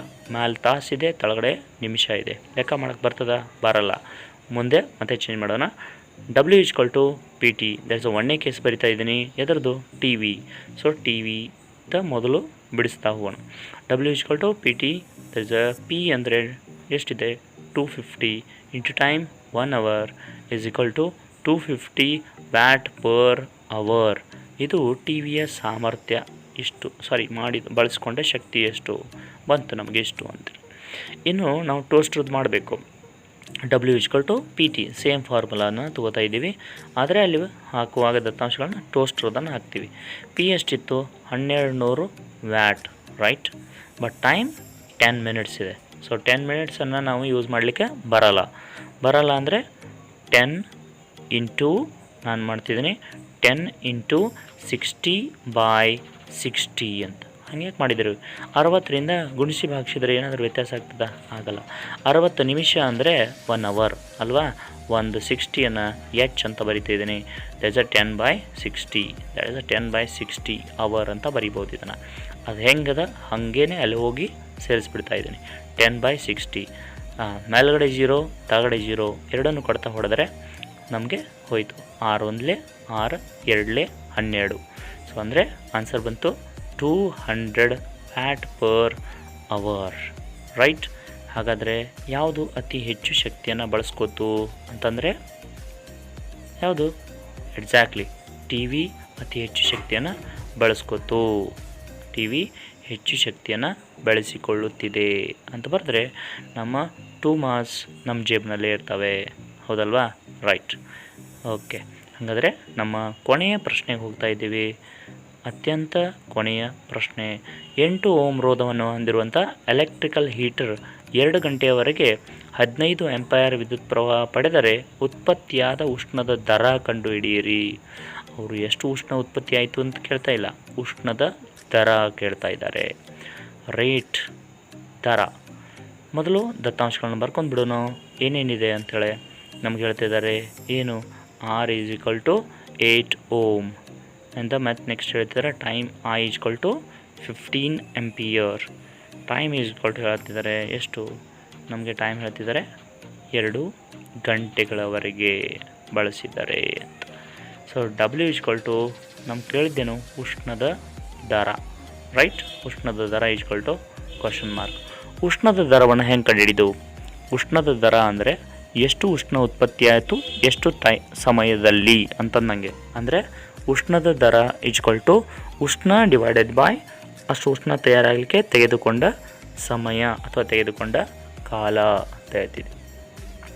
ಉಷ್ಣ ಅಂದರೆ H, ತೆಗೆದುಕೊಂಡ ಕಾಲ ಅಂದರೆ T ಅಲ್ವಾ. That's divided by T. H ಅಂದರೆ ನಮ್ಗೆ ಗೊತ್ತು ಏನು, H = I²RT. ಸರಿ, ಹಾಗಾಗಿ ನಾನು H ಜಾಗದಲ್ಲಿ I²RT ಅಂತ ತುಂಬ್ತಾ ಇದ್ದೀನಿ, ಡಿವೈಡೆಡ್ ಬೈ T. ಕೆಳಗಡೆ ಇರುವಂಥ T ಮೇಲ್ಗಡೆ ಇರುವಂಥ T ಒಂದಕ್ಕೊಂದು ಕ್ಯಾನ್ಸಲ್ ಆಯಿತು, ಉಳೀತು I² R ಅಂತ. I ಎಷ್ಟಿದೆ? 15, ದಟ್ ಇಸ್ 15, ರೈಟ್. ಸರಿ, 15 ಇಂಟು R. R ಎಷ್ಟಿತ್ತು? 8, ರೈಟ್ ಅಲ್ವಾ, 8. 15² ಅಂದರೆ ಎಷ್ಟಾಗ್ತದೆ? ಎಷ್ಟು ಹೇಳಿ ನೋಡುವ. ಎಕ್ಸಾಕ್ಟ್ಲಿ 225 ಇಂಟು 8 ಮಾಡಿದರೆ ನಮ್ಮ ಆನ್ಸರ್ ಬರ್ತದೆ 1800. What is that? Jules per second. ಇದು ಉಷ್ಣ ಉತ್ಪತ್ತಿಯಾಗುವ ದರ.